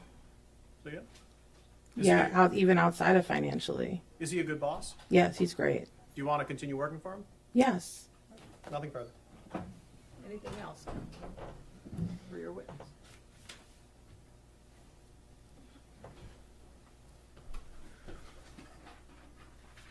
I just have one question for you. Yes. You mentioned that you got to drive the Porsche. Yes. All right. Would you lie under oath to get to drive the Porsche and work for Mr. Diggs? What does that mean? It's part of lying under oath, your job. What? I'm sorry. Can is, you? is your job to lie, or would you be truthful? I'll be truthful. Okay. Who else got to drive that car? Mila and anyone around the house, if they needed to use the car, they would drive it. Did you see Mila drive that car? I've seen her drive the car before. I don't have any other questions. Anything else for this witness comment? When you said just other people around the house, about how many people does Mr. Diggs have working for him? Employed, one. So then otherwise, are they all just contract or? Correct. Do you know about how many? Depending on the job, as needed. Okay. Do you know in this? Objection, Your Honor. We're now outside the scope of the redirect. Overruled. Just in December, do you know? I couldn't give that to you on the top of my head. Nothing further. Thank you very much. You may sit down. Thank you. Please raise your right hand. You solemnly swear the testimony you're about to give in this hearing shall be the truth, the whole truth, and nothing but the truth, so help you God. Yes. Let me sit or stand. Good morning, ma'am. Could you please state your name for the record and spell your last name for the jury? My name is Juliana Stratoti, Stratoti. Are you from Massachusetts? Yes. What do you do for work? I'm a registered nurse. Right. Where do you work? Full-time I work at Mass General Hospital, and then I have a side, a per diem job at the Drip Bar. What is the Drip Bar? Drip Bar is a wellness and hydration service. It's a franchise, but we have a location in Foxborough. Okay. And so what do you do as a nurse for the Drip Bar? Provide like wellness services, hydration, like extra therapy for people that you don't get prescribed, like at a hospital or through your primary care physician. Does some of that involve making house calls? Yes. On December 2nd, 2025, did you do some kind of treatment, a house call that afternoon? I did. And where was that? At Mr. Diggs's house. All right. And had you been to that house previously? I had. And that was at 7 Schoolmaster Street in Dedham, fair Yes. to say? Do you remember what time you got there? Most of my appointments were 4, 5, or 6 o'clock. I think that day I got there at about 5 o'clock.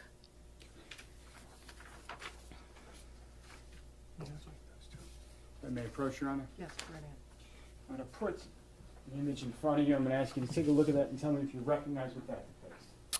That's me ringing at the front door on the Ring camera. All right. And is that a fair and accurate depiction of you arriving at the house on December 2nd, 2025? Yes. I would move to admit as Exhibit 12. No objection, Your Honor. Thank you. Be so marked. And I'm going to show you another photograph and ask you to take a look at that. That's me leaving the house on the Ring camera footage. All right. Is that a fair and accurate depiction of you walking out of that house in the afternoon of December 2nd, 2025? Yes. I would move to admit as Exhibit 13. No objection, Your Honor. Thank you. Be so marked. 13. I'm going to put Exhibit 12 back in front of you and ask you, there's a timestamp at the bottom right corner. Your Honor, may we be seated in sidebar? Yes, of course.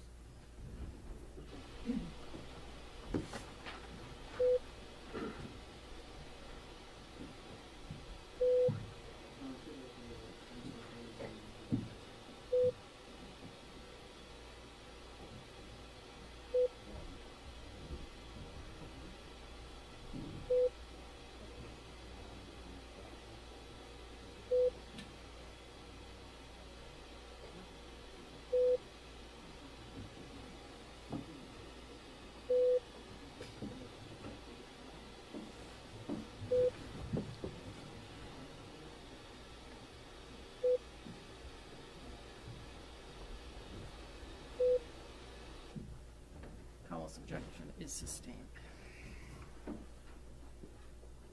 A moment ago, I think you described when your appointments routinely were. Do you recall what time you got to the house in Dedham that afternoon on December 2nd? That day I got there at 4:50 Okay. PM? p.m. And do you remember when you left the house?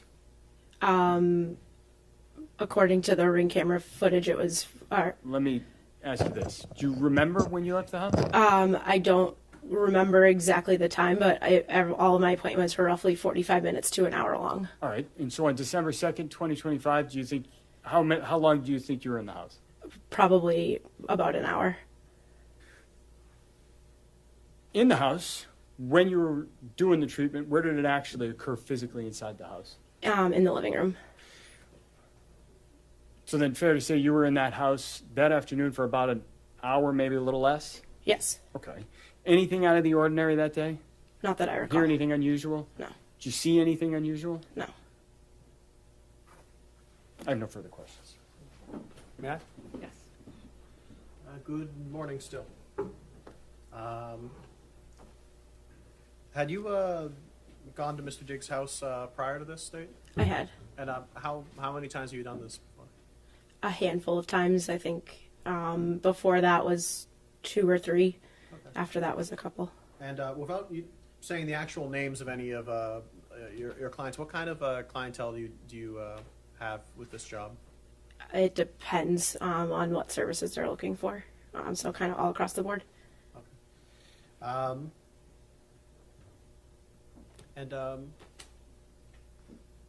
Your Honor, I have no further questions. Thank you, ma'am. You may step down. Thank you. Right hand, do you solemnly swear the testimony you're about to give in this hearing shall be the truth, the whole truth, and nothing but the truth, so help you God? Yes. You sit or stand, whichever you prefer.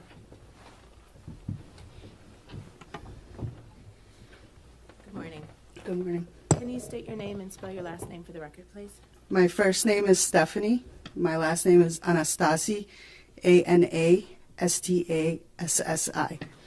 And do you live in Massachusetts, Ms. Anastasi? I currently live in Rhode Island. Where do you work?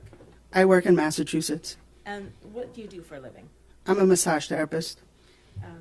Are you employed in that work? Yes. Who do you work for? The Right Touch Day Spa in Attleboro, Mass. All right. And as part of your work treating clients, are some of your clients professional athletes? Yes, sometimes. All right. Was one of your clients in December of 2025, Mr. Diggs? Yes. All right. And how did it come about that you were providing treatment for Mr. Diggs?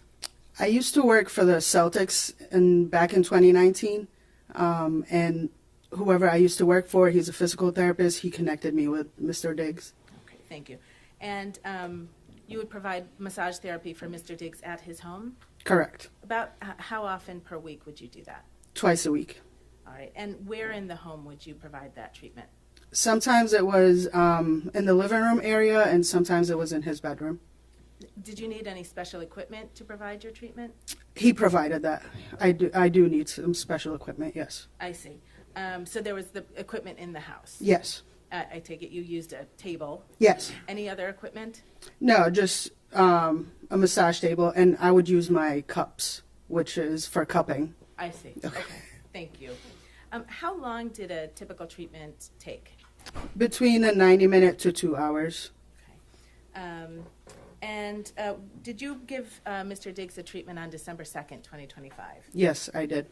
Do you remember approximately when you arrived at his home for that treatment? It was between 5:45 and 6 o'clock in the evening. Okay.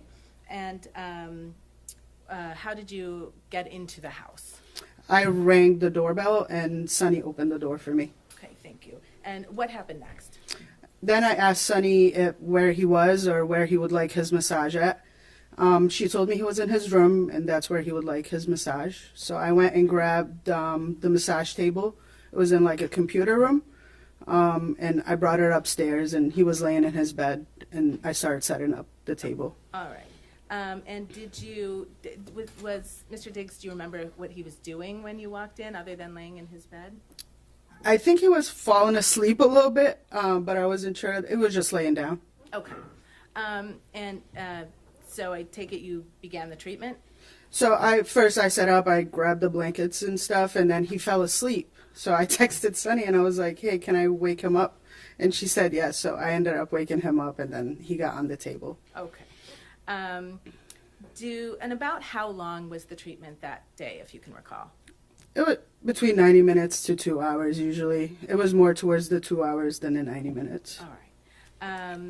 And did anyone come into that while you were performing that treatment in that 90-minute to 2 hour window? Yes. Mila Adams came in the room at the time. Okay. And how did you know Mila Adams?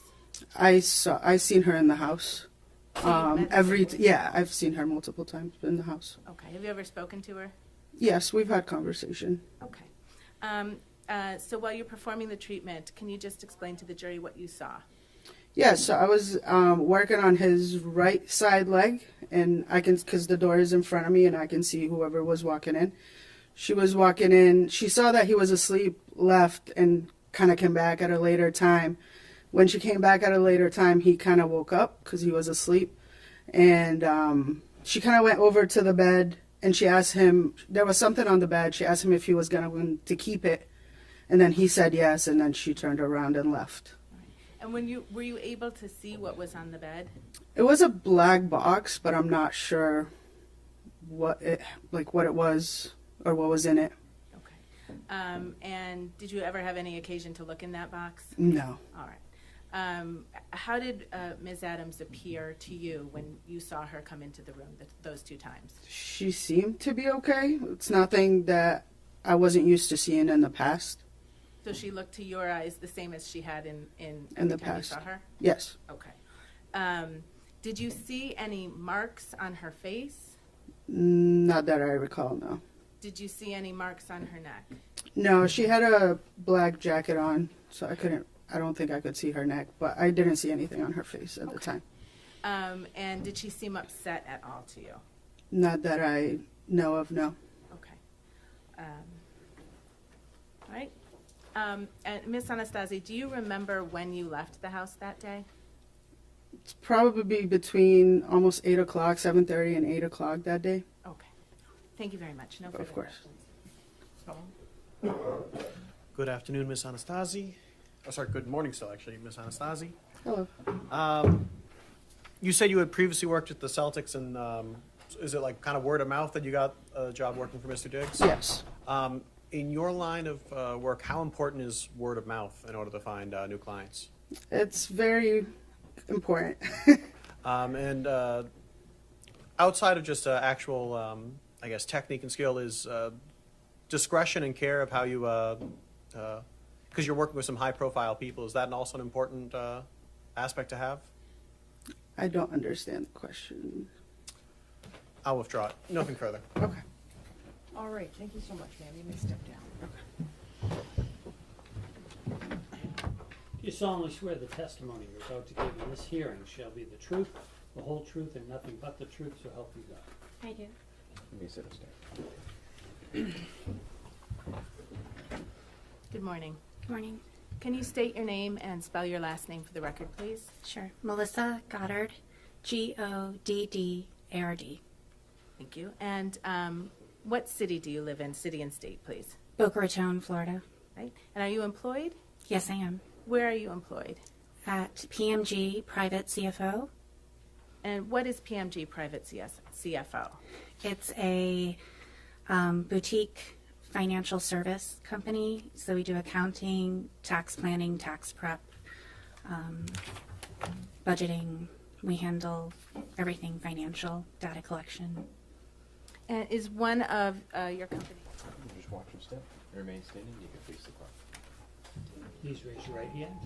You solemnly swear the testimony you're about to give in this hearing shall be the truth, the whole truth, and nothing but the truth, so help you God.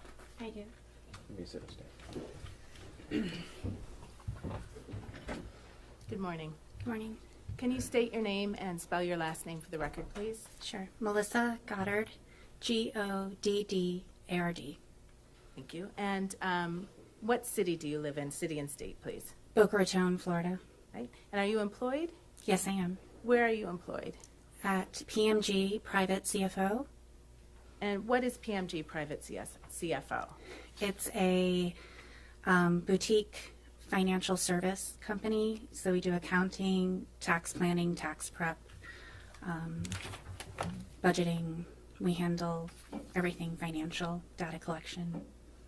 And is one of your company's clients Steph Diggs? Yes, it is. Right. And do you work on Mr. Diggs' account? Yes, I'm his client manager. All right. And how long have you been the client manager for Mr. Diggs' account? Since November 13th, 2023. Okay. And can you just briefly describe how Mr. Diggs' account is structured? Sure. He has the personal side, which we call concierge, and the business side. So the personal side is his life personally, but because his person is a business, it transfers also over into businesses. And then he has several businesses that we operate. Can you just very briefly identify the different businesses that Sure. Diggs Deep LLC, which is for his name, image, and likeness. Liam Brands International, which is a clothing brand. CV Passem, which is a furniture brand. And Diggs Deep Foundation, which is his charity organization. All right. And so those businesses that you just described, are those handled on the business side of his account? Correct. All right. And then there's a personal side or a concierge side to handle his business. To handle his personal expenses. Correct. Okay.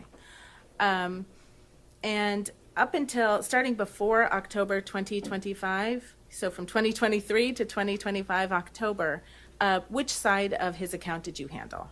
I handled daily business transactions for the most part. Okay. And did you have a different colleague to handle the personal kind of concierge side? Yes, the practical everyday concierge side we did. And would expenses for private staff be handled on the business side or the concierge side? The concierge side. Okay. And did something happen in the fall of 2025 that caused you to take over responsibility for the concierge side? Yes, we had an associate leave. Okay. So the associate left, and then were you responsible in the fall of 2025 for both the business and the concierge side? Yes. Okay. And did you have responsibility at that time for payments to Mr. Diggs's private chef? Beginning of November, yes. Okay, beginning of November 2025? Correct. And do you recall, well, what did you do when you took over responsibility for those payments? I was notified at the beginning of November that the data collection program that we used was updated so that personal payments needed to be made. And one of them was for the chef, and I asked, catch me up. Does she have a contract? How do we pay her? Does she have a W-9? Does she have an NDA? Just general information, like, what do I do? And who are you talking to when you were getting this information? Sunny. And who is Sunny? Stefon's personal assistant. Okay. All right. Do you recall receiving an invoice from Ms. Adams on December 1st of 2025? Yes. And do you recall what that invoice was for? It was for 3 weeks of services in November and reimbursable expenses. Okay. What did you do with that invoice when you received it? I checked, immediately I knew that it was incorrect because I had paid her weekly for 2 of those weeks. So it raised a flag. I needed to figure out, had I made a mistake or had she made a mistake? And that caused me to look a little bit further into the reimbursable expenses.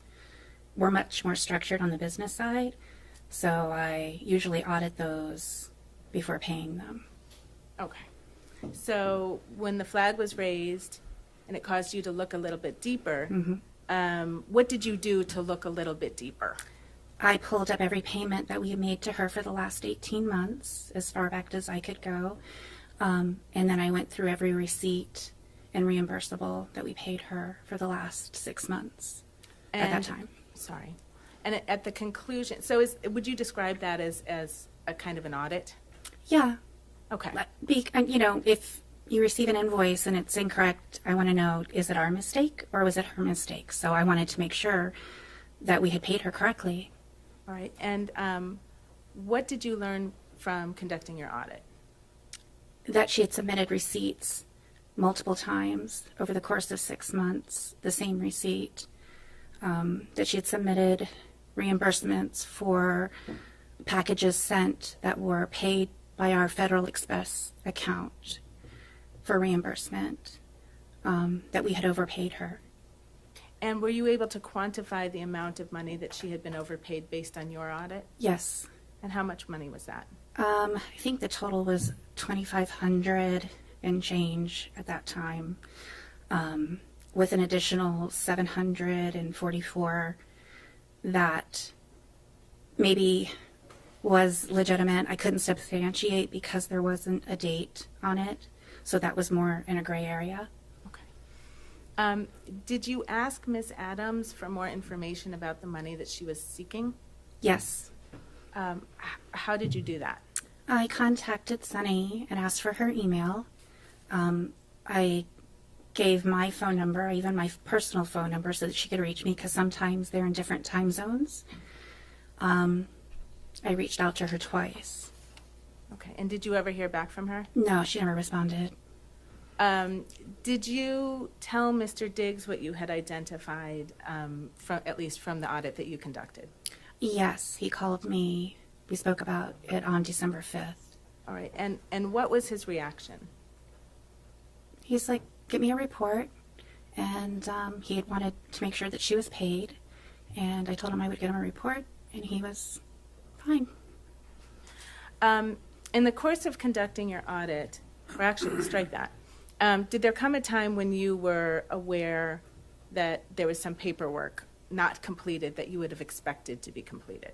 At the beginning when I took over, I asked for those things as, I think it was the beginning of December when the invoice didn't match what I had. I'm buttoning things up. It's the end of fourth quarter. We're closing out the end of the year, so I wanted to make sure we had everything. So, I was going through everybody's paperwork. But yes, it was about the beginning of December I realized we don't have her paperwork. All right. And did you do anything about that? Yeah, I had asked Sunny to, I had mentioned to Steph that I think we should get one. He said to coordinate with Sunny, which I did on December 4th. And I didn't receive anything, so I followed up with it as I normally would. And how did you follow up with it? I asked Sunny if she had collected it, and I emailed Mila asking for it. Do you remember the date on which you emailed Mila for it? Sorry, Ms. December Adams. 8th. December 8th. Mhm. Did you follow up again with Ms. Adams, if you can recall? I did not, because Steph said not to worry about it. Okay.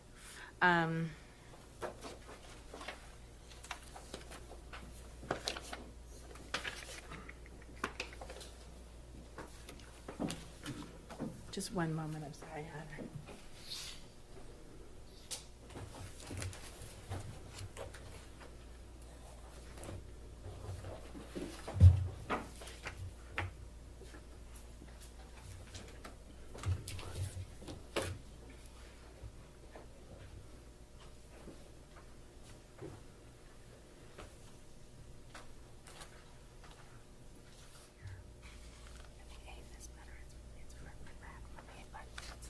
Oh, you want to refresh?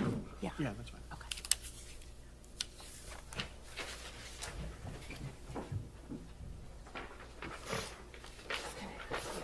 Just to look at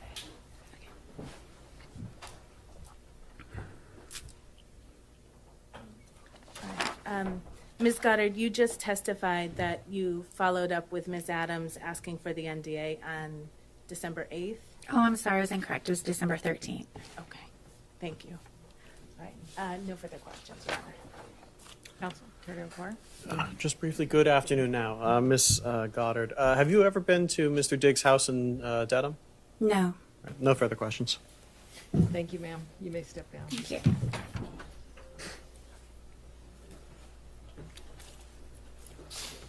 Just watch your step and remain standing and face the clock. Okay, thank you. Please raise your right hand.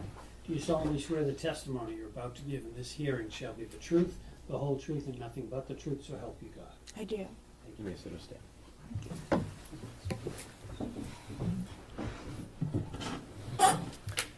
Good afternoon, ma'am. Could you afternoon. please state your name for the record and spell your first and your last name? My name is Shai Charles. It's spelled Xiacharles. What do you do for a living, ma'am? I own a hair salon and I braid hair, natural hair. And where do you live? I live in Brooklyn, New York. You said you own a salon. Do you have an actual physical location? Yeah, I And do. is that down in the New York City area as well? Yes, it's in Crown Heights. How many clients do you have roughly? Too many to count. I have lots of clients. Okay. Is one of them Stefon Diggs? Yes, it is. How do you know Mr. Diggs? I started doing his hair when he played for the Buffalo Bills. Do you know how many years ago that was? I'm not good with dates, but whenever he last played for the Buffalo Bills. Okay. Yeah. When you actually do Mr. Diggs's hair, how long does that process actually take? I'd estimate probably about 3 to 5 hours, anywhere between that. Yeah. And where have you done Mr. Diggs's hair? At his house. He travels a lot for work, so wherever he needs me to do his hair, I go. Is that true of other clients you have as well? Yeah.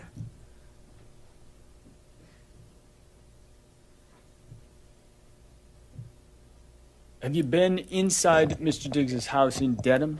Yes, I have. All right. Do you know when he lived there? I don't know when he occupied the space, but I could tell you the first time I went there to do his hair. When was that? It was when the season started with the Patriots, probably about July, September, around that time last year. So that'd be 2025? Yeah. Okay. And had you been in Mr. Diggs's and other clients' house to do their hair previously? Yeah, I have lots of celebrity clients, and obviously they wouldn't want to come to the salon, so I go to them So wherever they're at, I go meet them there, whether it's a hotel, their house, wherever. All right, so it sounds like September or July, fall of last year was the first time you were in Mr. Diggs' home in Dedham, but not the first time previously.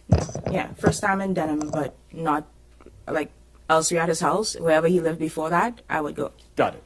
And having done that, did you meet some of the people who were normally around? Yes. Do you know a person named Sonny? Yes. Who's that? His assistant. Right. Did you meet any other family members of Mr. Diggs? Yeah. Everybody that's in the house, his brothers, his mom, everybody. Okay. Yeah. Did you ever meet a person named Mila Adams? Yes, I have. Who's that? It was his chef at the time when I met her. And so when did you meet Mila Adams?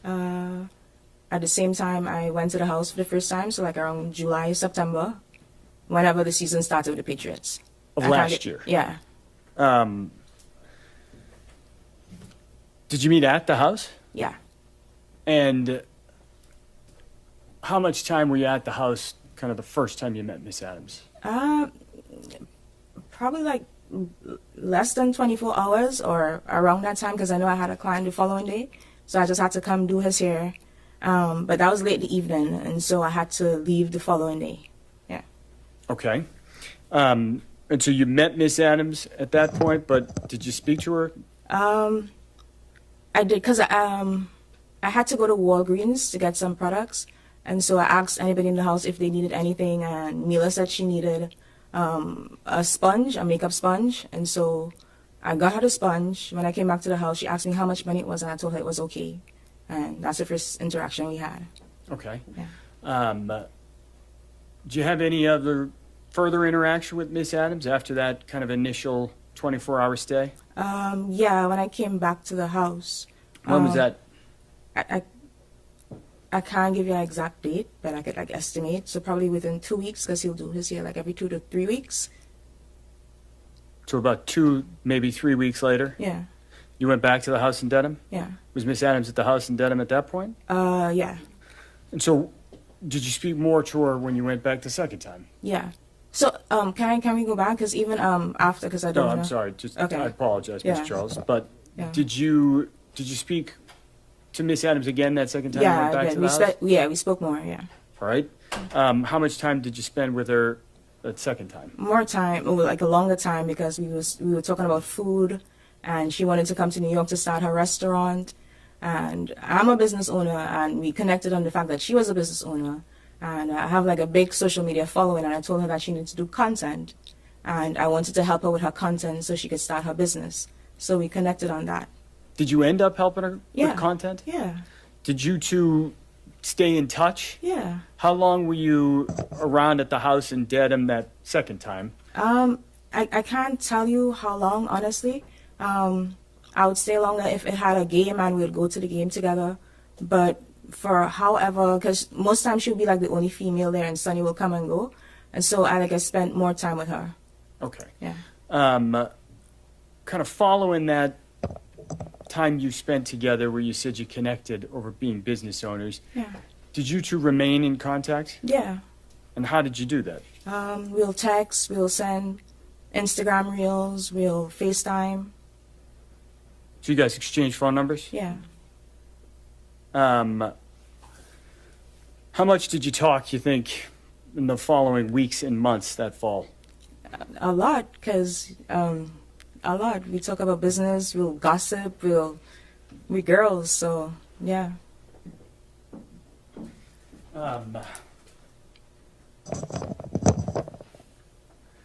Did you ever spend more time together in person with Miss Adams? Yeah, I took her back to my country. I'm from Trinidad and Tobago, so I took her to Tobago. She spent time with my family, with my grandmother. Yeah, I actually bought her ticket to go to Tobago, so yeah. When was that? This was probably around Thanksgiving time. End of November then? Yeah, whenever Thanksgiving was. Okay. Yeah. Following that trip, do you remember where you went after that? I came back to New York. We came back on the same flight. I came back to New York, and she went to Boston. Okay. Do you remember where you were on December 2nd? Yeah, actually, I was in Target, like late evening. What were you doing in Target? I was shopping for ingredients because I was spending too much money on Ubers, so I was buying ingredients to cook, like groceries. You're buying groceries at Target? Yeah.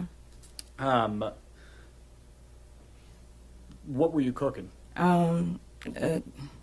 So I wanted to make this like Cajun pasta with shrimp and like sausage. Mila had made it at the house, and it was healthy.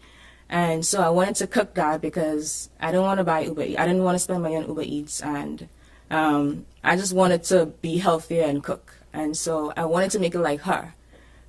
So I was going through the aisles and like picking up stuff and calling Mila or message. Like I texted her a picture and asked her if it was this one, but she wasn't responding quick enough, so I FaceTime her. All right, so let me break that down there for a minute. You're in Target. You're trying to purchase ingredients for a dinner that you had seen Mila cook? Yeah. You said at the house. Is that at the Dedham house? Yeah. All right. Did you say you were looking for, what was the ingredient you were looking for? Like shrimp, but so she makes matcha as well. So I was trying to find out like what matcha to get, that specific one from tea dealers, shrimp, pasta, sausage, everything like that. So you just said a moment ago that as you were trying to find ingredients, you started by taking a picture and sending it to Mila? Yeah. Do you remember what time that was at? It was before 6 p.m. for sure, because I remember leaving my cart in Target to go pick up some dry cleaning for my boyfriend because I had to get it before it closed. So I actually left Target and came back to Target. So it was before 6 p.m. Okay. Yeah. What about a specific time? Do you remember exact times? So the dry cleaners was in Brownsville, Target was at Gateway. So I got there probably minutes to 6. So probably like the end, like ending at 4 or 5 p.m. somewhere there. Okay. Yeah. You mentioned a text message or a photograph of an ingredient you sent. Yeah. Was there any record of that? Yeah, I took a picture and sent it to her. All right. Would that have had the actual time? Yeah, and the on location. The message? Yeah. Do you think taking a look at a record might refresh your recollection of what time Yeah. you sent that photograph? Did you say yes? Yes. If I may approach around? Yes. What I'm going to ask you to do, Ms. Charles, Yeah. is just take a look at that photograph. Okay? And I want you to look at that. Yeah. And after you've reviewed it, take a look up. Yeah. Having looked at that, does that refresh your recollection on what time Yeah. you actually began communicating with Miss Adams when you were in the Target? Yes. And what time was that? It says 4:38 on the picture. Okay. Is Yeah. that consistent with your recollection of when you reached out to Miss Adams? Yeah. Now, you said you started by texting and then you FaceTimed with Miss Adams? Yeah. What's FaceTime? A video call app on every iPhone. Had you FaceTimed with Miss Adams previously? Yeah. And so describe how that looks. What's happening at that point when you're FaceTiming? So I FaceTime her, I told her what I was doing. We spoke about the pasta, and all the ingredients I needed to get. And she was like, girl, I'm not going to Miami. And she said she's going to go home to Atlanta for a couple of days. Then she's going to come to New York. Well, she's going to go home to Atlanta, but she's going to stop off in New York for a couple of days. All right, let me actually stop you there. I apologize, Ms. Charles. It was not a specific question. So you said you're in Target while this conversation is happening? Yeah. Okay. Could you see where Miss Adams was? Yeah. Where was she? She was in the kitchen. Kitchen of what? Of the Denham house. And how do you know that? Because I've been there before, so I know the layout of the house. And the faucet was running, and I could see the island in the background. Okay.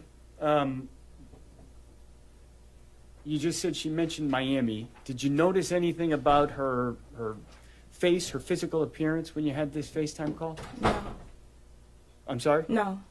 Did you see any redness, swelling? No. Was she flush? No. Was she teary-eyed? No. Were there any bruises on her? No.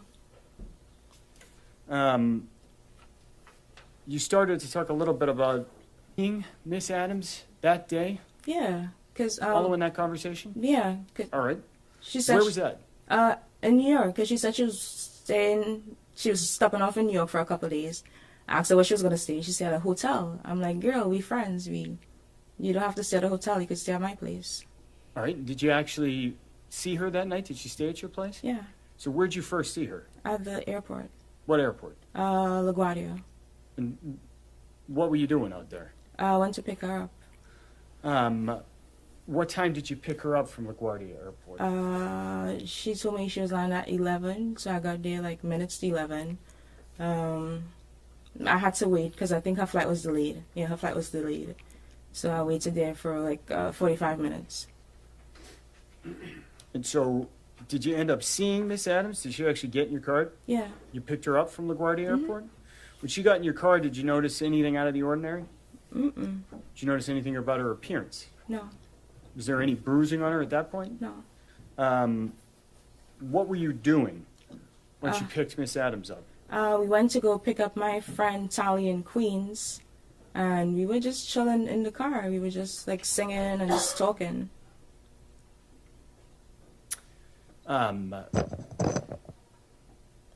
Anything out of the ordinary about either Miss Adams or your friend Tali's demeanor? No. What's your friend Tali's name? If you know? Her name is Natalia Moses. Okay. Your car, what kind of car do you drive?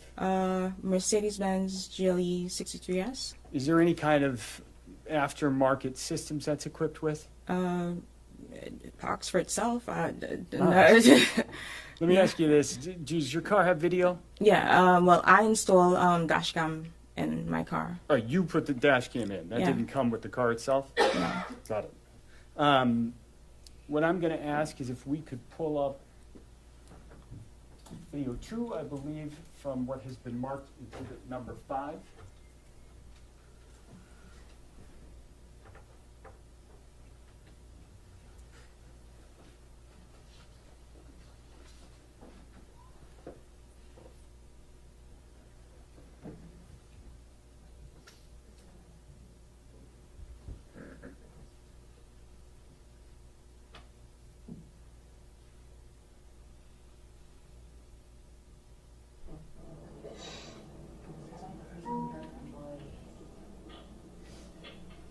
Clean more so because they get an honest check. Brooklyn Bullet's more like one of the things. So if we could pause it right there. All right. So this is actually, for the record, the first video in exhibit number 5, Mr. Charles. Looking at this, we've played 14 seconds. Do you recognize what we're looking at? Yes. What is that? That's me in my car. Dash cam video. All right. And that video, does that fairly and accurately represent kind of the drive you guys had? Yeah. All right. There's a timestamp down here at the bottom. It says 11:48 and 18 seconds p.m. Is that consistent with your recollection of kind of after you had picked Neil up from the airport? Yeah. What I'm going to ask Ms. Silva to do is go to the next video down on that list.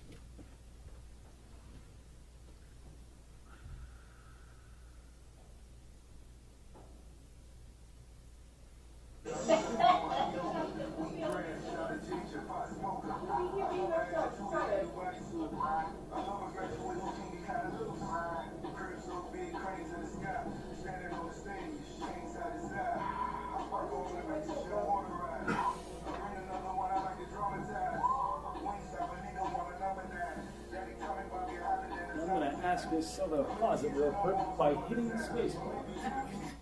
Thank you. So, looking at video number 2, it looks like the timestamp on the bottom says December 3rd, 24 minutes. Yeah. Watching that video, what are we seeing in the video? We were listening to Cranes in the Sky by Solange, and we were just talking about what the song was about. Got it. Yeah. So when you say there, we, who is we? My friend Natalia Moses and Mila Adams in the car. All right, so where we paused it, it's a little hard to see, but is your testimony that Miss Moses was in the car? Yeah. Who's in the front seat here? Mila Adams. And so was Miss Moses in the back seat of your car? Yes. Okay. What did the three of you do that night? We went to Jersey. I have a house in Jersey City, so we went to Jersey City. And what did you do? Drink, eat wings, and watch TV, just chill. All right. Did you end up staying or sleeping in Jersey City, or did you sleep somewhere? When you say you get dressed in front of each other, Yeah. did you actually see Miss Adams without clothes on as you were getting dressed? With a towel on. Okay. Yeah. Did you observe any bruising, redness on No. her neck or chest? No. Did you observe anything on her face? No. I'm going to ask Ms. Silva if we can actually play the third video.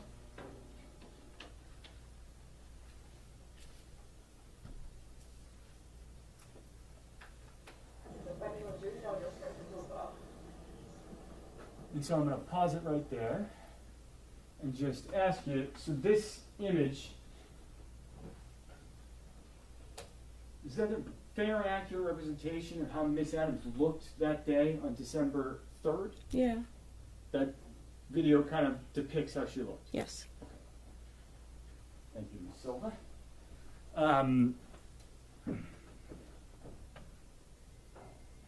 Anytime the day of December 3rd, did you notice bruising developing, redness, any kind of physical marks on Miss Adams? No. On December 4th, 5th, 6th, did you notice any of that? No. Did Miss Adams ever tell you that she had been assaulted or strangled? No. Did she ever mention any kind of an attack? No.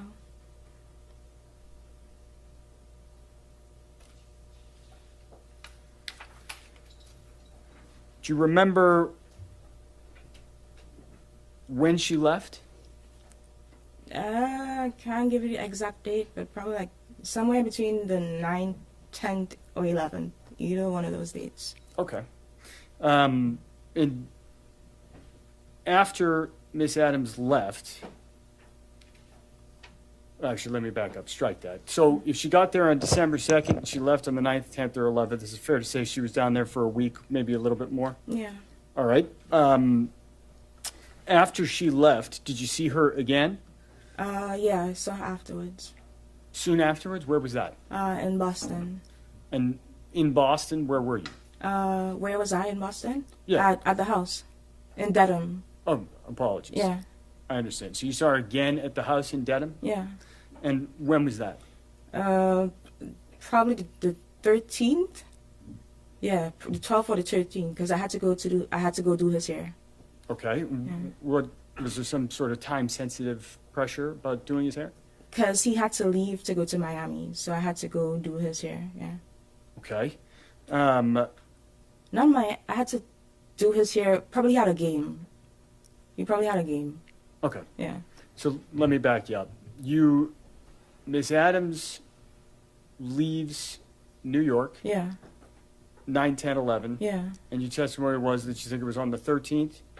You saw her again? Yeah, either 12, 13, 14, somewhere there. I'm not good with dates. Okay. Yeah. And that was at the house in Dedham. All right. Yeah. What were you doing in the house in Dedham? I had to do his hair. Who was in the house in Dedham? His mom, Mila, me. I think Marshawn was there. Yeah. Yeah, that's where I can remember being in the house. Okay. Did you do Mr. Diggs's hair that day? Yeah. What time of day? It was late evening. In the evening then? Yeah. Is that what you said? Yeah. How long did doing his hair take? Between 3 and 5 hours. And so, do you remember when you finished doing his hair roughly? It was late that night. Yeah, like probably 10, 11, somewhere there. What did you do after you finished doing Mr. Diggs's hair that night? I slept on the couch because I had a flight 6 a.m. that morning. 6 a.m. the following morning or that morning? So I did his hair the night. I stayed downstairs on the couch. I was laying on the couch on my phone. I stayed down there because I had a flight early the next morning. Got it. Yeah. when you were down on the couch, what happened? Like later into the night, Mila came downstairs and she was just talking about stuff that happened earlier in the day. All right, let me back you up there for a moment. Did you see anything unusual on the evening of December 13th when you were doing Mr. Diggs's hair? Yeah, so I was behind the couch. He was on the couch with Miss Stephanie. We were watching a Netflix comedy special, and we were just there kicking it. He was on his phone. Mila was in the back of us, like in a little dining area. She was on her phone, and she shouts over to him, "Yo, Steph, when am I gonna get my money?" And he responds, "I think you spoke to the accountant." And her demeanor changed. His demeanor kind of changed, but I wasn't paying any attention to it. I was just doing my job. So after a while, she moves from behind on the dining table and she comes to the front, like on the side, like a love seat area thing. And she was there on her phone and she was just like laughing really loud. I don't want to imply anything, but like No, tell. so Okay, let me yeah. stop you right there. You said she's over on her phone. She was laughing really loud. Yeah. Was she watching the comedy special? No, she was just on her phone. Okay. So you said later that night or the Yeah. next morning you spoke to her again? Yeah, like in the probably midnight, 1 a.m. ish. Yeah, she came downstairs and we were talking. When she came downstairs, was there anybody else downstairs? No, just me and her. And what did she tell you when she came downstairs? She asked me if he was annoyed. She asked you if he seemed, yeah, if he was annoyed. And that's Mr. Diggs? Yeah. Did she tell you she was going to do anything? Yeah, she was trying to antagonize him while she was on the couch, like trying to get beneath his skin, and she was Sustained. Okay. So let me ask you this way. Did she indicate when she came downstairs that she was going to do anything? Did she tell you she was going to take any action? Yeah, she said she was gonna sue him For what? for the money that he owes her, and like she gonna take it to the blog. She gonna Take it to the block? blogs. Got it. Yeah.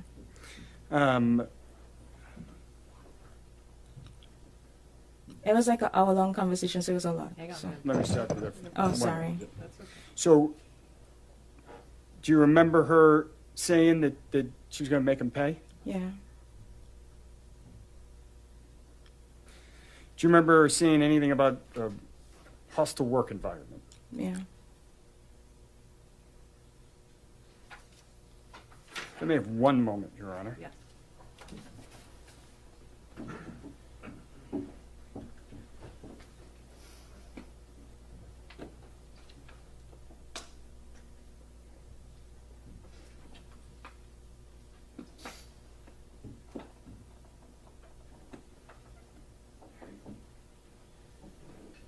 A couple things I want to follow up with is Charles. Did Miss Adams, prior to her coming down that night, 1 a.m., and having this conversation with you, did she tell you that she had been assaulted? Did you heard anything about a strangulation and assault? No. That night, when she was talking about the suing Mr. Diggs, Yeah. did she say that she had been assaulted? No. I want to back up down to kind of early in your testimony. You said you have a dash camera in your car. Mhm. How long have you had that? Probably a little after my birthday, which is September. So, yeah. Probably end of September, beginning of October. Okay, why do you have that? Because people are scamming in your insurance fraud. Like they hit your car, they see you have a nice car, and they try to get money out of you. In New York, you said? Yeah. I don't have any further questions. Cole, care to inquire? Good afternoon, Ms. Charles. Afternoon. So you've been doing Mr. Diggs' hair, you said every 2 to 3 weeks? Yeah. For how long?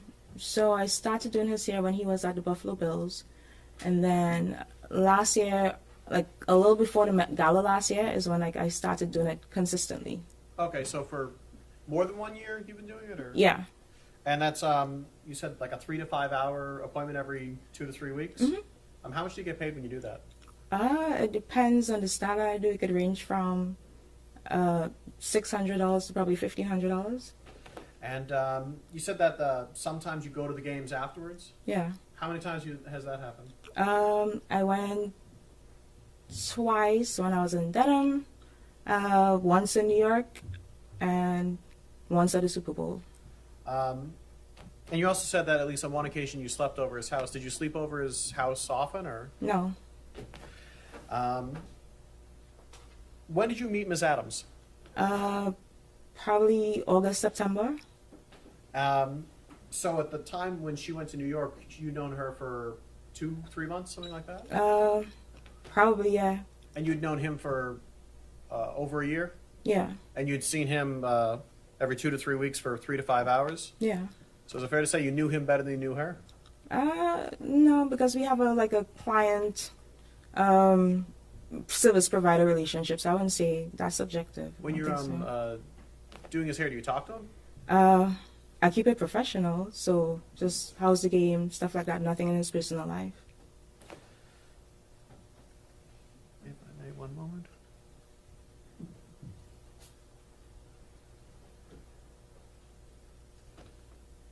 Nothing further. All right, thank you so much, Ms. Charles. Thank you.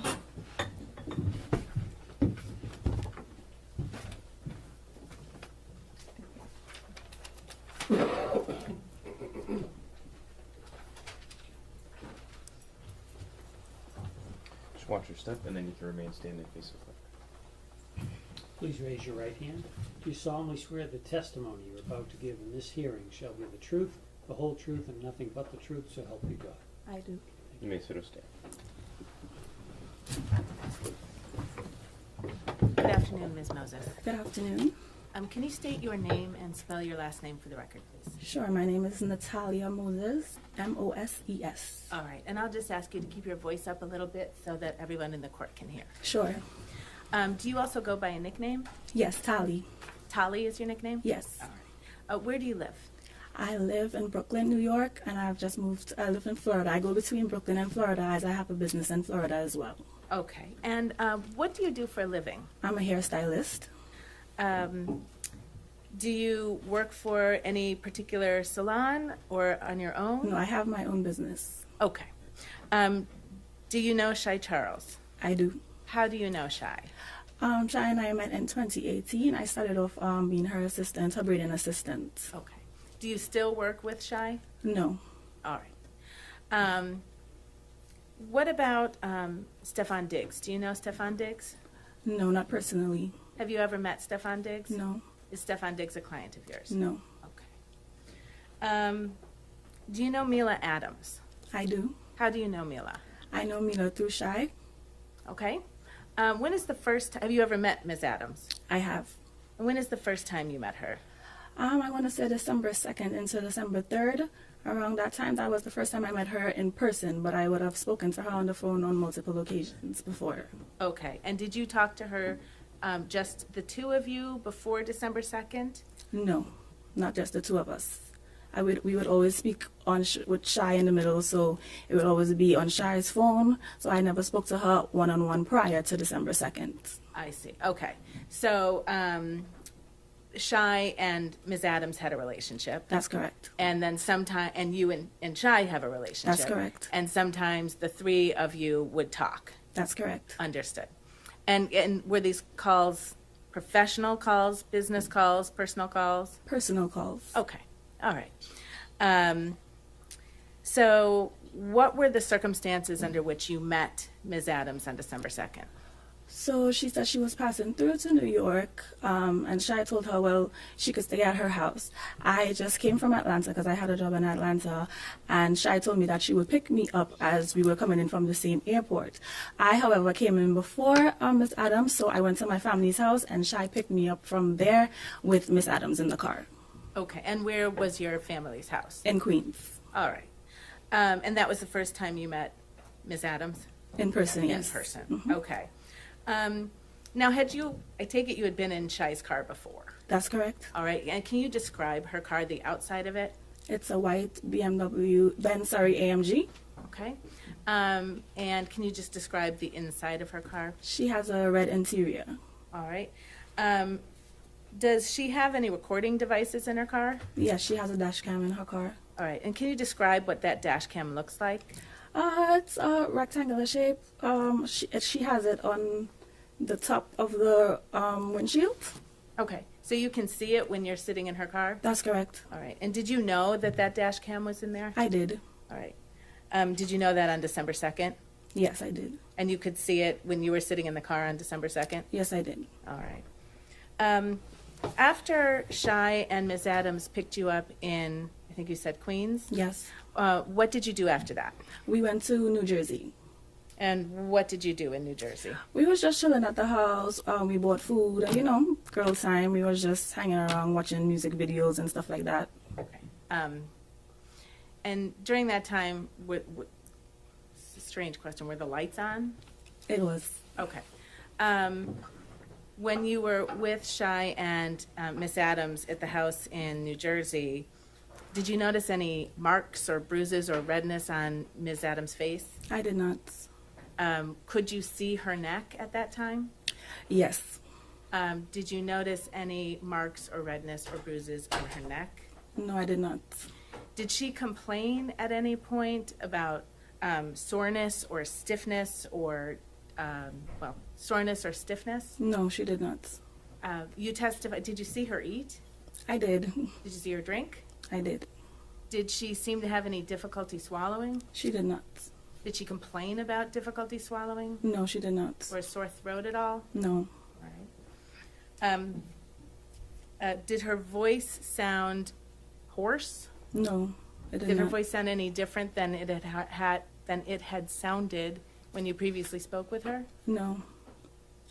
Did you notice anything out of the ordinary in her appearance or her behavior on December 2nd? I did not. Okay. How long did you end up spending time with Miss Adams in New York City? Approximately a week. Okay. Did you spend that whole week? And I'm sorry, I should have asked this question. Did you stay in that house in New Jersey on December 2nd? No, we went to Shy's house in Brooklyn. Okay. And did you end up staying there that night? We did. Did you stay there also on the night of December 3rd? I did. And did you stay there all the way up until December 9th? I did. Okay. And did Miss Adams stay there as well? She did. Where did you sleep in the Brooklyn house? We all slept in Shy's room. Okay. By all, you mean you, Miss Adams, and Shy? And Shy. Okay. Sometimes Shy would go to her boyfriend's house, so sometimes it would just be Miss Adams and myself. Okay. I take it you at some point woke up on December 3rd. Yes. And what was Ms. Adams' behavior like on December 3rd? She was fine. She was bubbly. Okay. Yeah, a good personality. She didn't show any signs of anything wrong. Okay. Did she cook for you? She made breakfast. And same question on December 3rd. Did you spend December 3rd with her? I did. Did you see any bruises, redness, marks on her face at that time? No. Were you able to see her neck on that day? Yes, I did. Were you able to see her chest on that day? Yes, we all stayed in the same room, so we got dressed and everything together. Okay, understood.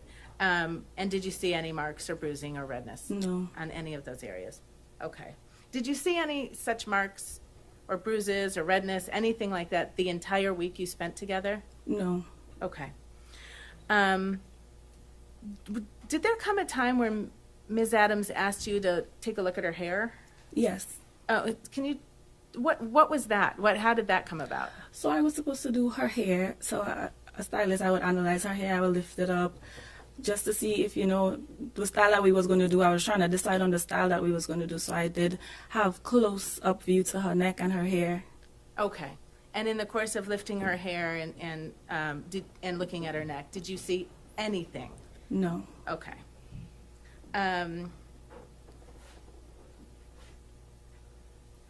Do you remember taking a couple of videos of Ms. Adams while you were together in New York? Yes, I do. Do you remember approximately when that was? possibly December 7th or 8th, around that time. Okay. And I will ask Mr. Kettlewell to very smoothly play Exhibit 8, please.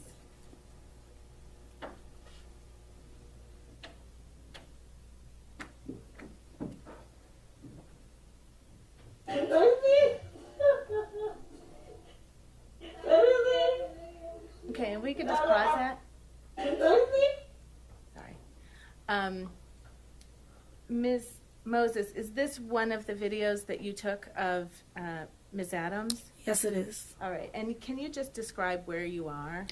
We were in Shire's room there, and we were just goofing around, listening to music and dancing and stuff. Okay. And then if you could just complete that video, please.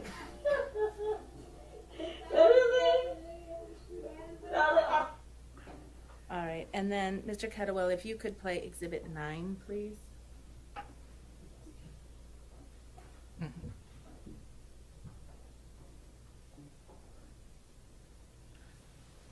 other video that's in one.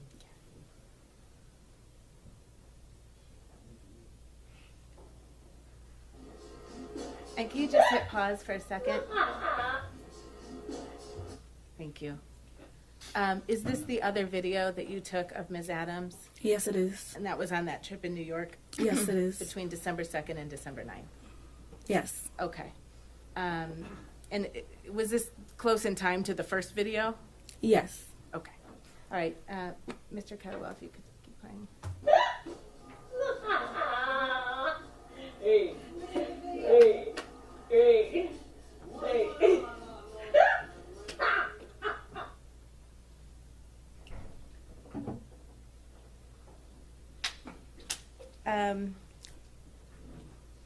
And was that video that you took, was that consistent of how Miss Adams was being with you? Yes. Okay. Did anyone ask you to take that video? No. But Miss Adams knew you were filming her. She did. Okay. And the entire time that you were with Miss Adams in New York City, did she mention anything about being hit? She did not. Did she mention anything about being choked? No, she did not. Did she say or do anything that suggested to you that Steph Diggs had hurt her or scared her in any way? She did not. Okay. I have no further questions. Yeah. Thank you. Cowell? Just briefly, that New York trip, was that the first time you had ever met Miss Adams in person? That's correct. You said you didn't see any bruises on her. Were you looking for bruises on her? No, but she was in my face. Nothing further. Thank you, ma'am. You may step down. Thank you.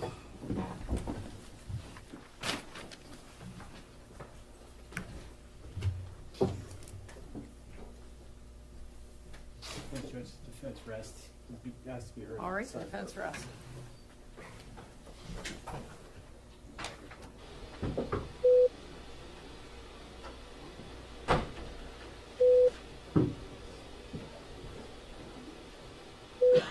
As I told you, the evidence in this case is closed, and you're about to hear the closing statements of the attorneys. And what I want to say to you about that is that this is an important part of the trial because it is the final opportunity given to the lawyers to address you. It's an opportunity for the attorneys to summarize the evidence, to call your attention to certain parts of the evidence that they regard as important, and based on the evidence, to try to persuade you to reach a certain result. However, what you are about to hear is not evidence. Lawyers are not witnesses. All the evidence in this case has been presented through the testimony of the witnesses and the exhibits, which you will have an opportunity to examine and consider during your deliberations. Our rules are designed to ensure that the parties receive a fair trial, and they therefore prohibit the attorneys from making certain types of arguments in an effort to persuade you to reach a certain result or to favor or disfavor either side. For example, the attorneys are not permitted to refer to facts that are not in evidence in this case. If based on your memory and understanding of the evidence, a lawyer does this, you should disregard that comment. The attorneys are not permitted to express their personal belief in the credibility or lack of credibility of any witness who testifies in this case. That determination is entirely for you to make. If a lawyer makes such a comment, you should disregard that comment. Attorneys are not permitted to persuade you for or against either party by appealing to human passions or prejudices. If you become conscious of any passion or prejudice as you consider the evidence or engage in your deliberations, you must put those feelings aside and not permit them to influence your thinking. And if a lawyer makes such a comment, you must disregard that comment. Better proceed. Bless you.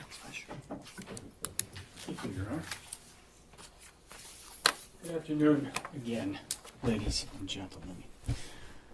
As I said to you in my opening statement, there was no assault, no strangulation, no incident at all on that day or any other day. You didn't see any injuries. You didn't see any photographs. You learned there were no medical records, no statements, no nothing between December 2nd and December 16th. You have not been provided with a single shred of credible evidence to determine that any assault actually occurred in the house on that day.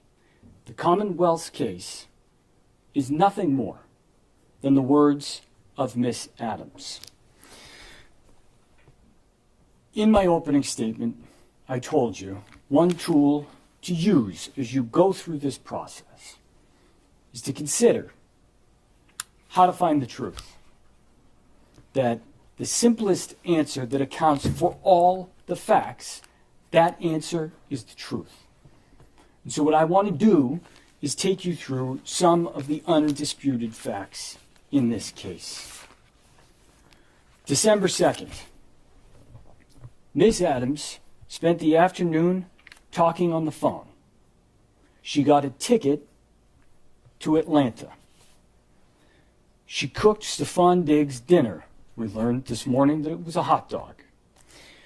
She went into Mr. Diggs's bedroom to provide him birthday presents and to deliver those birthday presents. Timeline-wise, all of this, every single fact that I just mentioned, all of those would have occurred after what Miss Adams says was a violent assault that occurred sometime that afternoon. That night, Miss Adams left the house at 7:15 and she flew to New York City. You heard that she told the police that she stayed with friends. You heard her describe whose friends they were. But you also heard her say that she had a ticket to Atlanta, purchased before she ever changed it to go to New York City. You saw videos of Miss Adams when she arrived in New York. You heard from the woman who picked her up from the airport, who also saw Miss Adams when she arrived in New York. You saw video and heard from Tali Moses, who spent the entire week with Miss Adams in New York. And you got to see how she looked. You got to see her face, you got to see her neck, you got to see the way she moved during the course of that week. One thing I'll say about that, Miss Adams, she might define bruising, however, is expedient or convenient for her, but we all know what bruising looks like. You saw the videos, and you heard from the witnesses. On December 5th, Ms. Adams texted Stefon Diggs, "Hi, can you please approve my pay with finance, please and thank you." That would have been 2.5 days after he violently strangled her in her bedroom. December 6th, you saw the video of her dancing. That's 3.5 days after this assault allegedly occurred. You heard that throughout the course of that week, from December 2nd to December 9th, Miss Adams didn't mention a single thing about any assault to anyone. The one thing you heard her mention was on the afternoon of December 2nd, she told Shy she wasn't going to Miami. You heard that on December 9th, she went back to the house. And I told you the details were going to be important about her going back to the house in my opening statement. She got back to the house at 11:30 p.m. alone and walked into the house.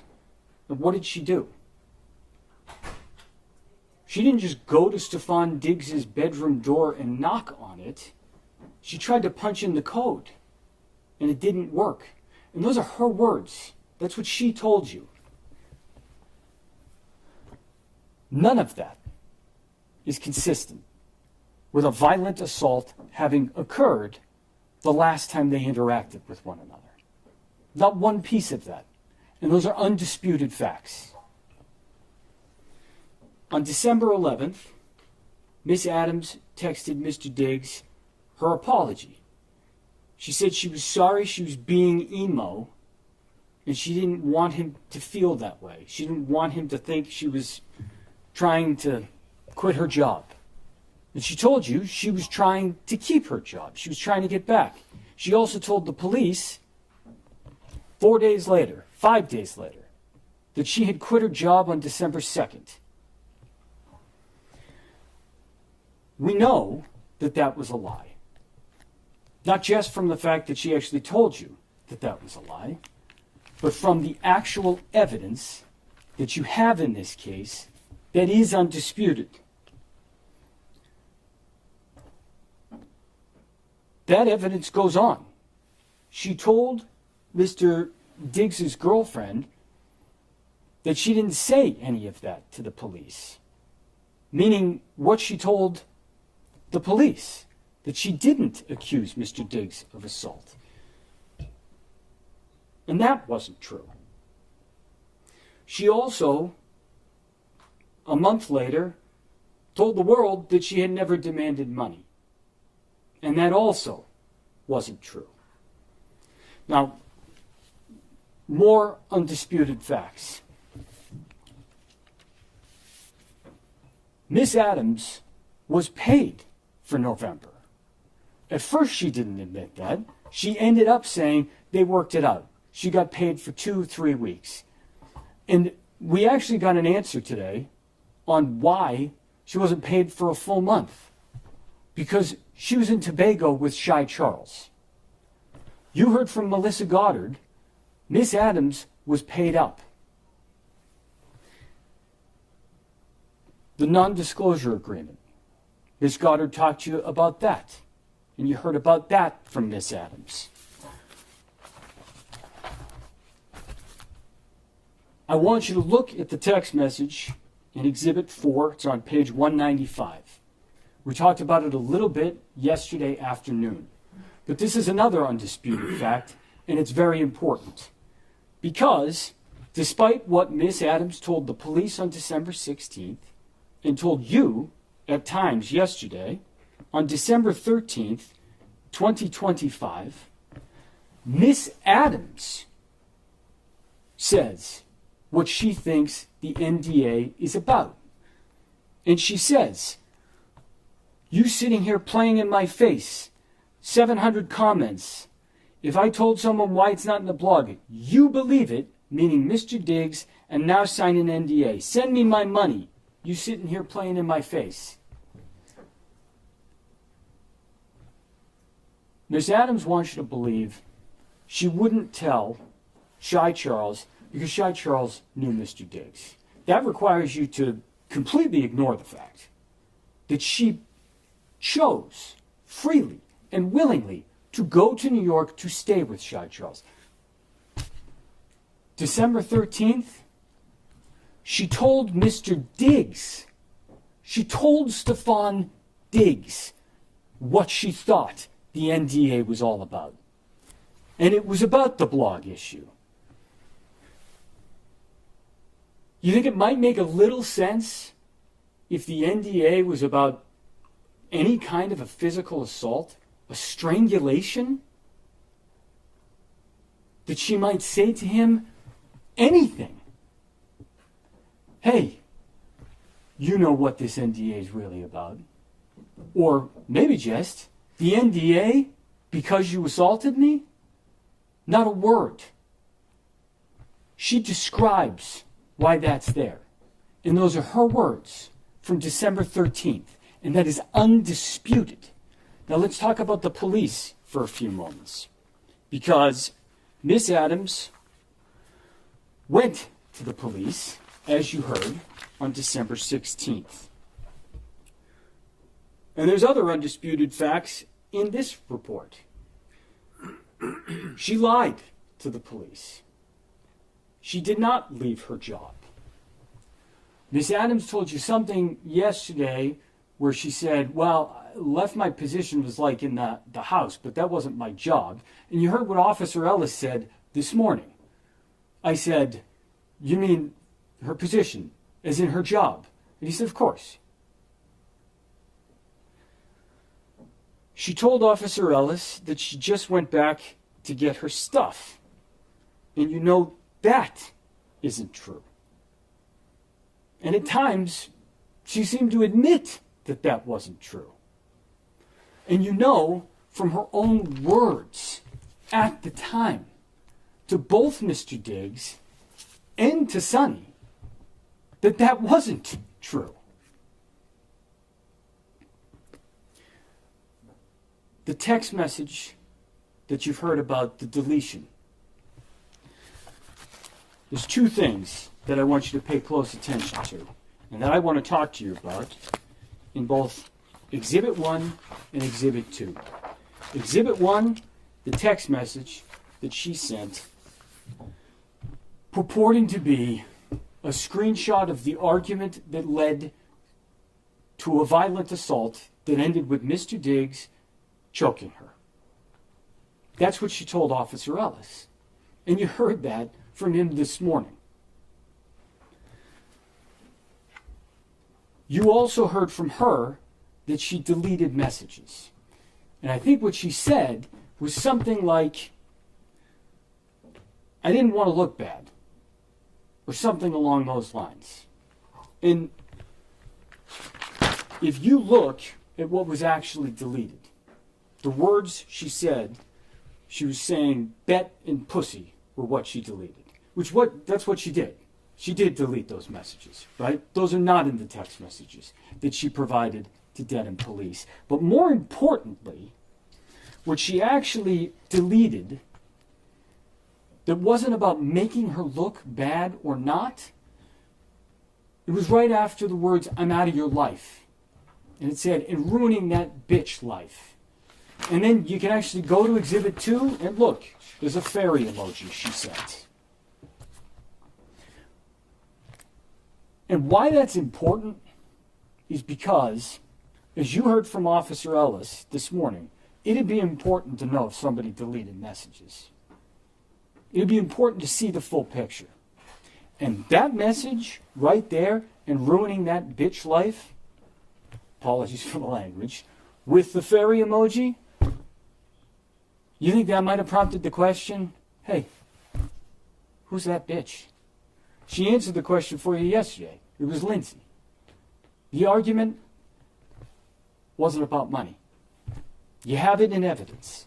And Miss Adams later admitted that. These lies to the police, the fact that they're undisputed, why? Look at all of those facts. They're undisputed in the record. They are all there. If you remove from those facts one thing, that an assault occurred, they all make sense. If you plug in that she was assaulted that afternoon before all of this happened, before everything I just read to you, none of it makes sense. Why would a person who was just strangled go down to the kitchen, chat on the phone, and not have a single mark on their face or look even remotely bothered? Why would that same person cook dinner for the man who just did it? Why would that same person knock on his bedroom door and deliver 2 birthday presents? Why would she act the way she did for the next week? And then why lie about it repeatedly to the police? And what ended up happening next, just chronologically, gives away the game on that. Because what you heard is that only a couple weeks later, her mediator made a demand for money. And if you plug that fact in, now it all makes perfect sense. We have provided evidence to you. We have presented evidence. We have called witnesses. As I said, we were doing so in order to give you the fullest picture of December 2nd and of what happened or did not happen. And think about that for one moment. How do you prove a negative? It's basically impossible. Every action that you did on that day, every moment of your day, great, now prove it. Can't be done. And this trap, the framers of our system, they were aware of it. And that's why it works the way that it does. The burden is on the Commonwealth to prove their case. And their case, as you have seen, is the internally inconsistent testimony of one witness. And that is their entire case. And that is not enough to meet their burden. The burden that you are going to hear is reasonable doubt. And the judge is going to tell you that that's to a moral certainty. How much would you bet on the words of Jamila Adams? Would you bet your own life? Someone else's? You have all of the tools in what I just laid out for you to make a credibility assessment. But it is not only that. Because the other thing the judge is going to tell you is you can actually take into account the way the witness answered questions, behaved, their demeanor, how they looked. Did they sound consistent? Did the things they say actually at least stay true internally in their own story? And one example I'll give you on that is this morning, when Ms. Adams was asked about another monetary demand. She didn't answer the question. She couldn't. She wouldn't. She gave you multiple excuses. She tried to say attorney-client privilege, and when there was no response to that, she said, I can't answer that correctly.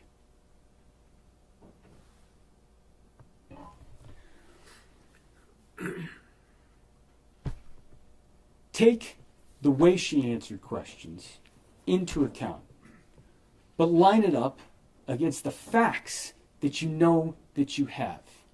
Because that's how you got to make a decision. On facts, on evidence.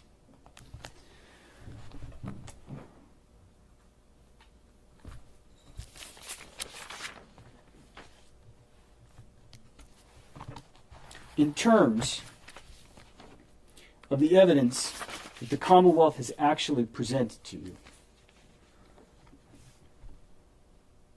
what they have presented to you are the claims of one person. Their second witness undermined their first. And there's a reason for that. There's a reason they had absolutely nothing to corroborate this allegation. Which, one thing I will say about, the assault and battery, she described Mr. Diggs slapping her on the right side of her face with his right hand. And she actually demonstrated it for you. But the problem is that's a physical impossibility. And the reason I would suggest to you that that demonstration didn't go quite well is because sometimes people miss their mark. Sometimes actors forget the script. What you do not have before you is anything that you can base a firm decision on, unless that decision is that the Commonwealth has not proved its case. The Commonwealth has an opportunity to speak to you after I do. And you heard the Commonwealth question some witnesses about working for Mr. Diggs. There's a number of people who were called as witnesses. We tried to be as quick as possible. It's not terribly exciting to hear a witness talk about how they heard and saw nothing. But for a moment, stop and think and ask yourself, if you were accused of having something happen at your house on some random day 3 weeks ago, who would be there with you? The people closest to you. It'd be your family, the people who are in your house all the time. And for Mr. Diggs, we talked about that. That's staff. That's Miss Salas. That's all the people that you heard from.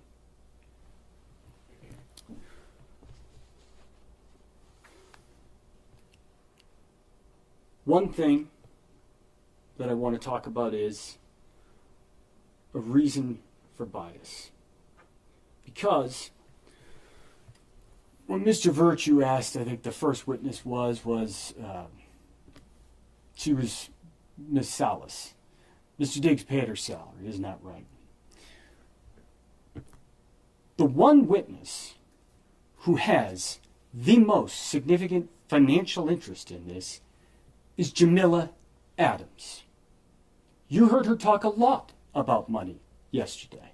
And that was the Commonwealth's only witness to even touch on what they claim this assault was. That's their evidence. They cannot, and they have not, proved this case because no assault occurred on December 2nd, or as I said, any other day.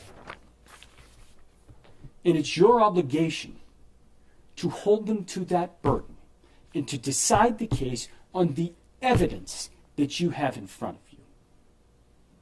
And that evidence provides one answer alone. And I would suggest to you that is that Miss Adams made this accusation as a means of trying to leverage and humiliate and to punish Stefon Diggs. And you heard that he has been living with this case and these accusations since December of 2025. And it is time to end. The evidence that you have heard that has been put before you is not enough for the Commonwealth to sustain their burden. It is your obligation to return a true and a just verdict. And the evidence that you have heard requires that you go back into that room and that you lift this burden off Mr. Diggs' shoulders and that you tell him and the world that Stefon Diggs is not guilty of this incident that never occurred. Thank you.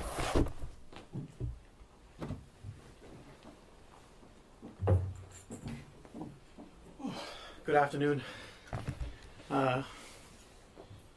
Feels like it's been a little while since last time I talked to you guys directly. So, was Miss Adams a perfect witness? No. She was argumentative, avoided, difficult, But does that mean you should throw away everything she says? She said, no. I think it'd be easy for you guys to do that, but that's not your job. You guys are the jury. It's your job, your sacred duty, to comb over every bit of evidence you heard, to consider it, to give it the attention it deserves. The attention, the scrutiny, the weight it deserves. You don't have to like Miss Adams. You don't have to like the way she testified today and yesterday, but you do have to give her and her testimony the attention it deserves. You heard from her about what happened in that room on December 2nd.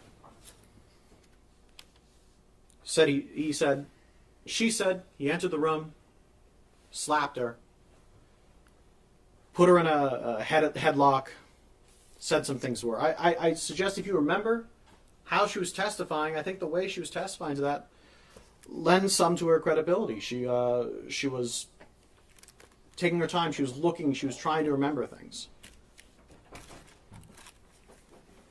As the defense counsel predicted, one of the things I'm going to say is that Miss Adams was the only witness you heard from about what happened in that room. You have defense's witnesses who said what happened afterwards, but if you remember Miss Adams' testimony, she said that was after she had an opportunity to kind of put herself together. She said she cried, she changed her clothing, she kind of started packing. The question you may be having is, why would she act that way? Why was she going out and smiling? Well, I'd suggest to you that all the people she was around are people that have known Mr. Diggs much longer than they've known her. I'd suggest you even consider the relationship she had with Mr. Diggs. He was sometimes lover, a boss, landlord.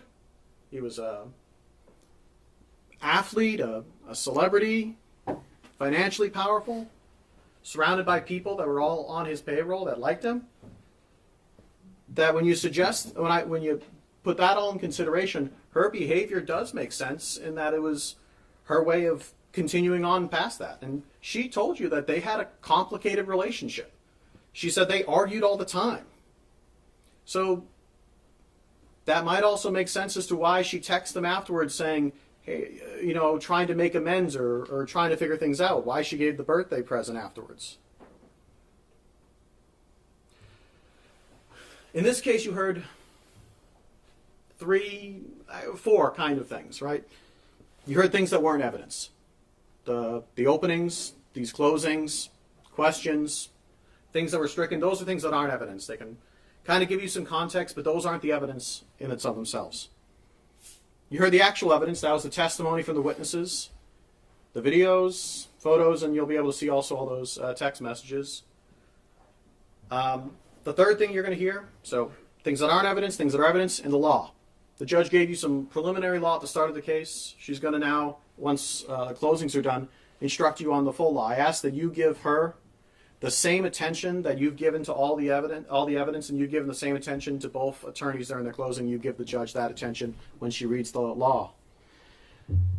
And there's a fourth thing that you're going to need to pay attention and listen to and consider, and that's each other.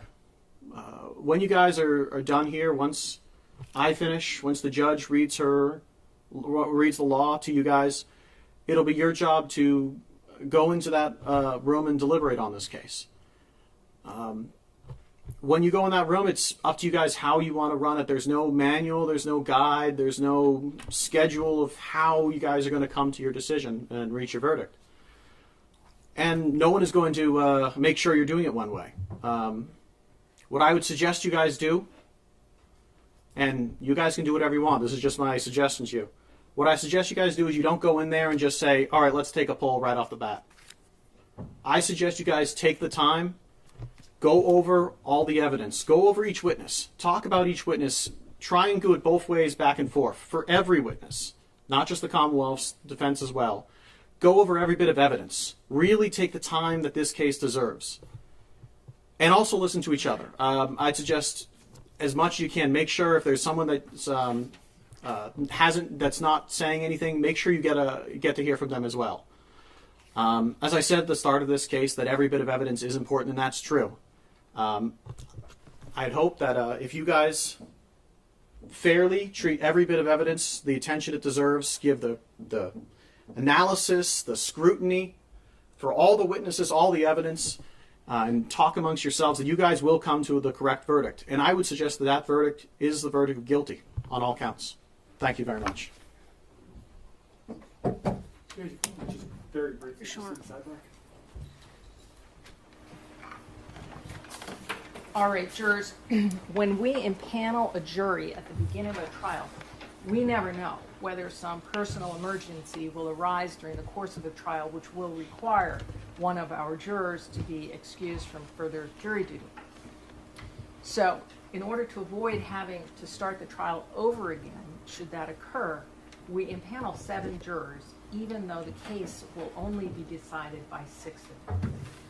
So the time has now come to reduce your number to that 6, and I am going to ask Mr. Clerk to draw one of your cards at random, and that juror will be designated as our alternate juror and will not take part in the deliberations unless necessary to provide a substitute for one of the other jurors. So if fate makes you the alternate juror, please don't take it personally. Your service up until this point, your willingness to serve is appreciated by all of the parties, and we will make sure that you are kept as comfortable as possible in an area isolated from the deliberating jurors. Mr. Clerk. That would be juror number 1 and seat number 1. All right. Stay right there. You will serve as our alternate, but as I say, we'll make sure you're kept comfortably in a different location. If you would be good enough, Mr. Clerk, to draw another card at random, this particular juror will be the foreperson of this juror. That is juror number 25 in seat 4. All right, so you will be the foreperson of our jury. All right? What that means, oh, Mr. Clerk, thank you, is you gave it to me right here.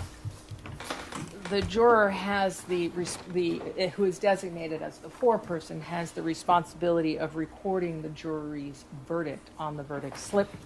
Once that has been recorded, you sign it, date it, and inform the court officer that the jury has reached a verdict, and you will be brought back into court. Now, if during your deliberations the jury has any question, the foreperson should write out the question on a piece of paper, sign it, date it, fold it up, let the court officer know. They will bring the question to me, and we'll proceed accordingly at that time. Now, you're not to make any use of cell phones or any other kind of personal wireless device during your deliberations. Incoming, outgoing calls, or any other kind of electronic communications can disrupt the deliberative process, or even allow for the receipt of improper extraneous information. So you're not to conduct any outside research or investigation by means of the internet or otherwise about the law or facts of this case.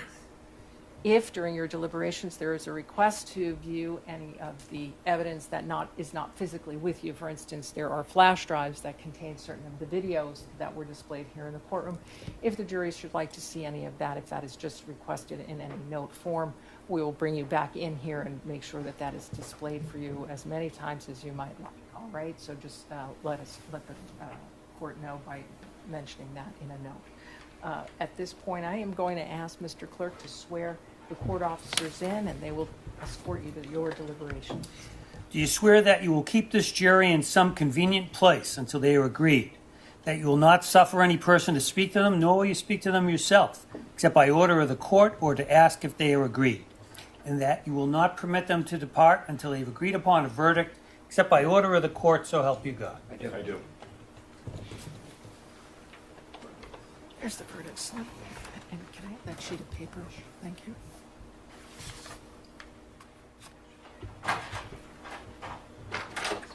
Court, all rise. Court is back in session. You may be seated. On the record, Your Honor. All right, the jurors have a question. Basically, they are asking, what are the 3 criteria for assault and battery and the 3 for strangulation? So, Mr. Clerk, if you'd mark this for identification, my intention would be just to re-instruct them on the 2 offenses. No objection for the Commonwealth? All right. No objection, Honor. A for identification. All right, we're ready for the jurors? Yes, Your Honor. Mr. Clerk, can I have the tissues somehow? Can't leave me out here. Ready when you are. Your question, which reads, what are the 3 criteria for assault and battery and the 3 for strangulation? So let me begin with the assault and battery. The defendant is charged with having committed an assault and battery upon Mila Adams. In order to prove the defendant guilty of committing an intentional assault and battery, the Commonwealth must prove 3 things beyond a reasonable doubt. First, that the defendant touched the person of Mila Adams. Second, that the defendant intended to touch Mila Adams. And third, that the touching was either likely to cause bodily harm to Mila Adams or was offensive. To prove the first element, the Commonwealth must prove the defendant touched Mila Adams. A touching is any physical contact, however slight.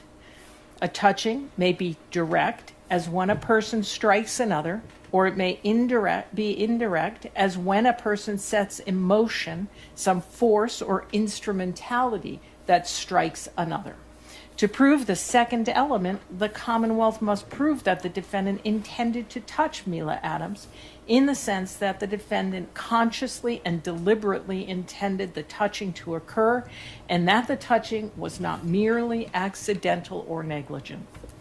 The Commonwealth is not required to prove that the defendant specifically intended to cause injury to Mila Adams.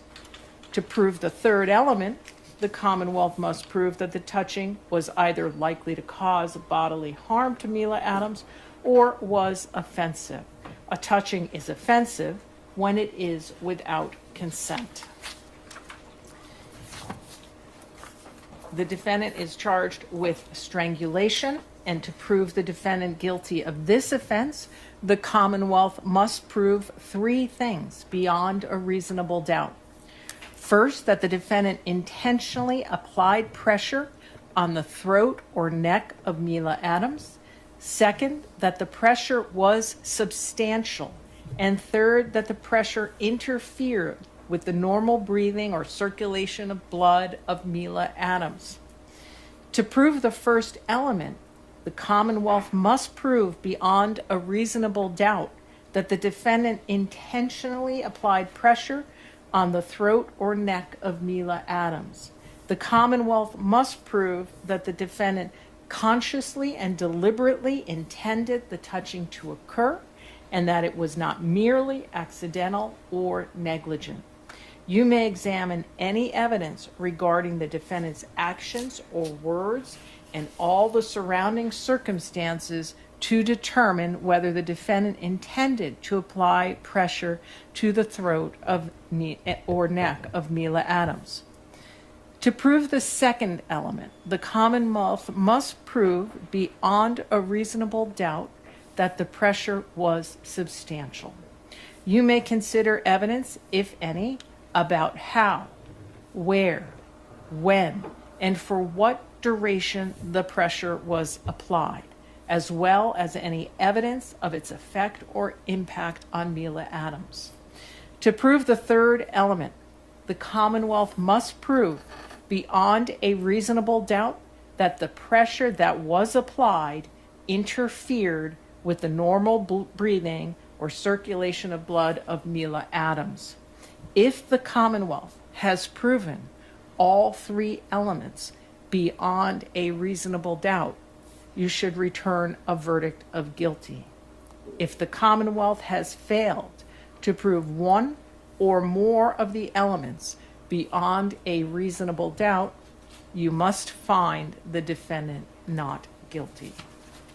With that, I will send you back. Standing, all others may be seated.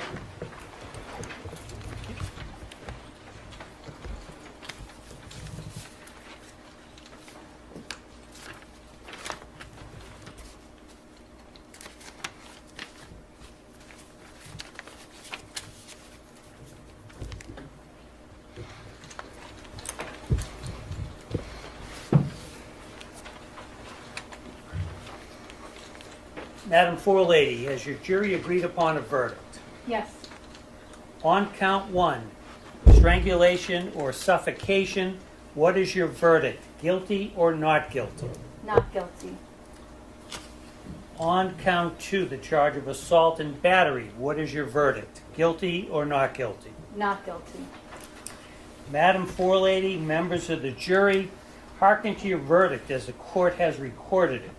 Upon your oath, you say that the defendant is not guilty of the count of strangulation or suffocation and not guilty of the count of assault and battery. So say you, Madam Forelady? Yes. So say all members of the jury? Yes. All right, thank you. Jurors, please be seated for a moment. Everyone be seated. Jurors, I told you during this trial and in my instructions that the verdict was your responsibility and your responsibility alone.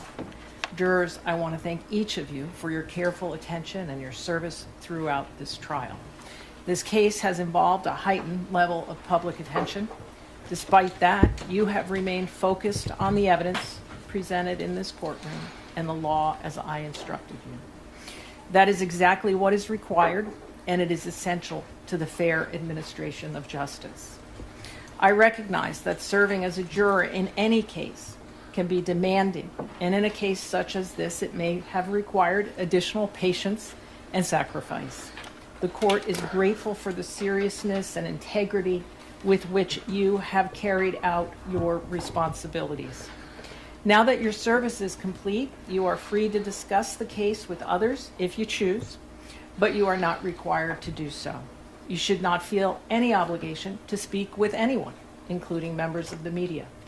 If you are approached, you may simply decline. Whether or not to speak is entirely your decision.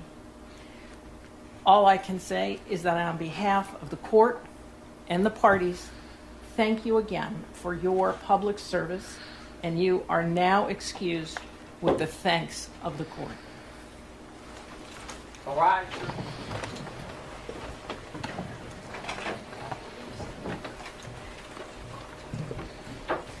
Stefon Diggs, sir, you've been found not guilty on the following charges: strangulation or suffocation and assault and battery. Such charges will automatically be sealed by the Office of the Commissioner of Probation and the Clerk's Office, unless you notify the Commissioner of Probation in writing within 10 days that you do not want the charges sealed, using the request not to seal court records under General Laws, Chapter 276, Section 100C form, which is available on mass.gov. The request not to seal form must be sent to the Office of the Commissioner of Probation by mail or email to the addresses provided on the form. If you want copies of any documents associated with these charges, you must request them immediately before the charges are sealed. Once the charges are sealed, you will not have access to related documents unless you file a motion with the court asking to unseal. Sir, you've been found not guilty. You're free to go, sir. Thank you, Your Honor. You're welcome. Court, all rise. Just all media, you can step outside now. Media, please.